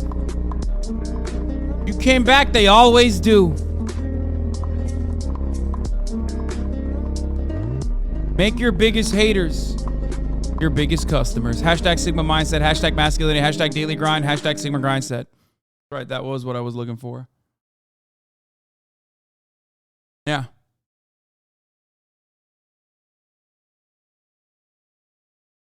Get him hooked. Get him hooked. Get him fucking hooked on that sweet earth cum. That sweet, delicious juice of the earth. Just like I get you hooked on the top of the hour ad break. That's right. Because at the top of the hour, all my fucking haters become my biggest customers. Where they purchase a $5 a month sub or a free one with a Twitch Prime. That's right, Twitch Prime is fucking free. And you can use that free Twitch Prime right here, right now. In an effort to no longer see the ads and have an ad-free broadcasting experience. All you need to do, baby. Or maybe if you're lucky, you can just get a gifted sub. But not many are. So you should probably make your own luck. Here's the woman ad break now.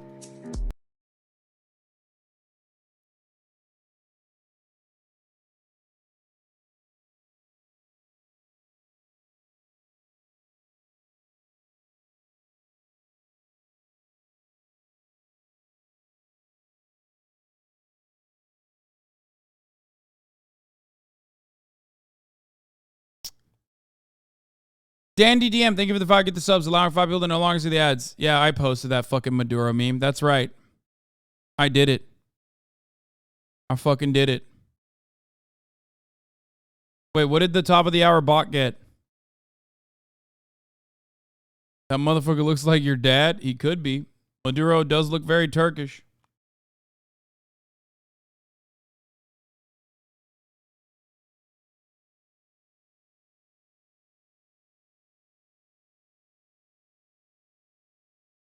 Oh my God, Logan Paul. Bunny. Exclusive. Logan Paul accused Bad Bunny of exploiting Puerto Rico. Claims Bad Bunny is privately using the same tax program he's publicly condemning. No fucking way. That will actually hurt my soul if that's the case. No. No. 167 chatters rated the segue 6.58. Today's best. Nice one, Hasi. Let's go. Maduro means ripe in Spanish. Homeboy looks Maduro for sure.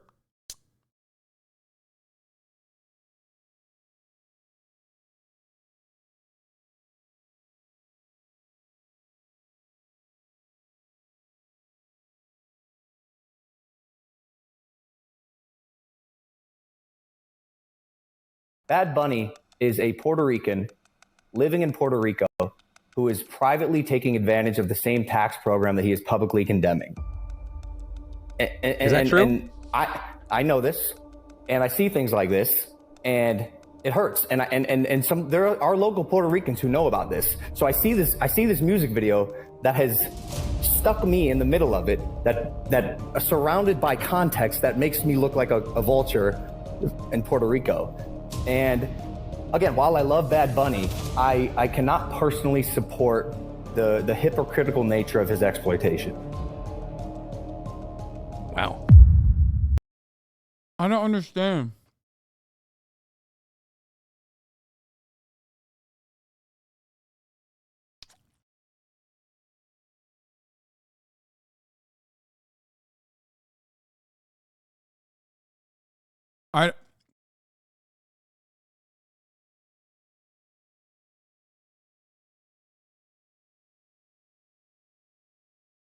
Like, isn't he just basically saying like, oh, Bad Bunny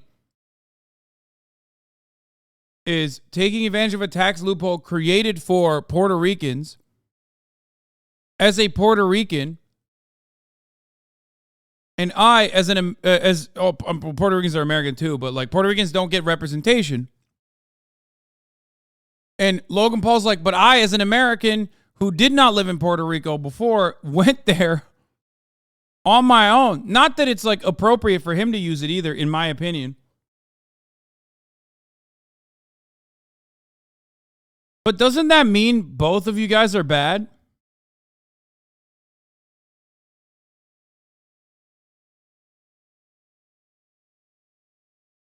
But also, actually, I'm not even sure. I thought the tax loophole was for foreign investment.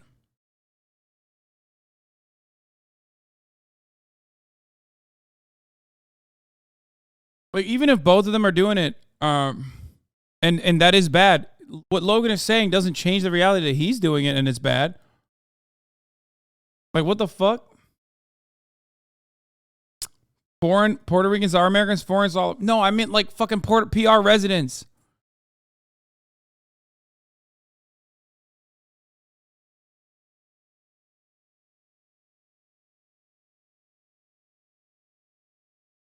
Like non-Puerto Rican residents.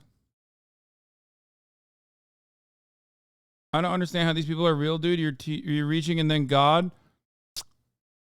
And then you move to Puerto Rico to save on capital gains and other taxes. How much wealth is enough?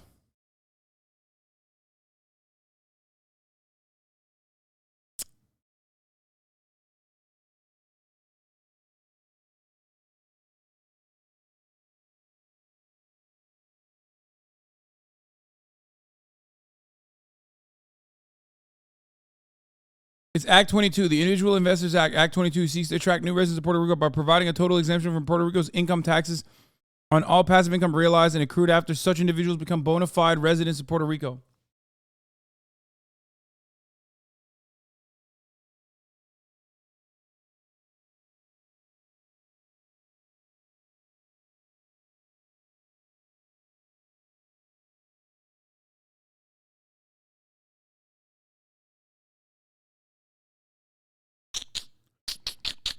This sound? Take a second off.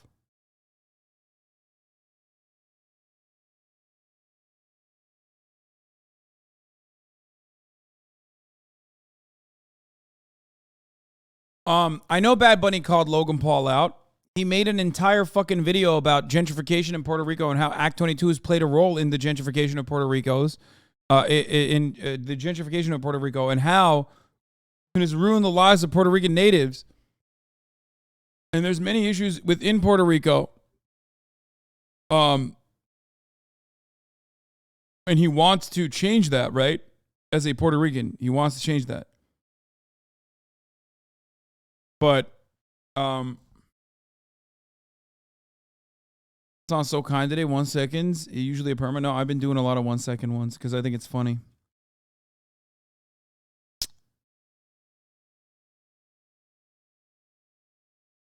I don't know. I need additional context.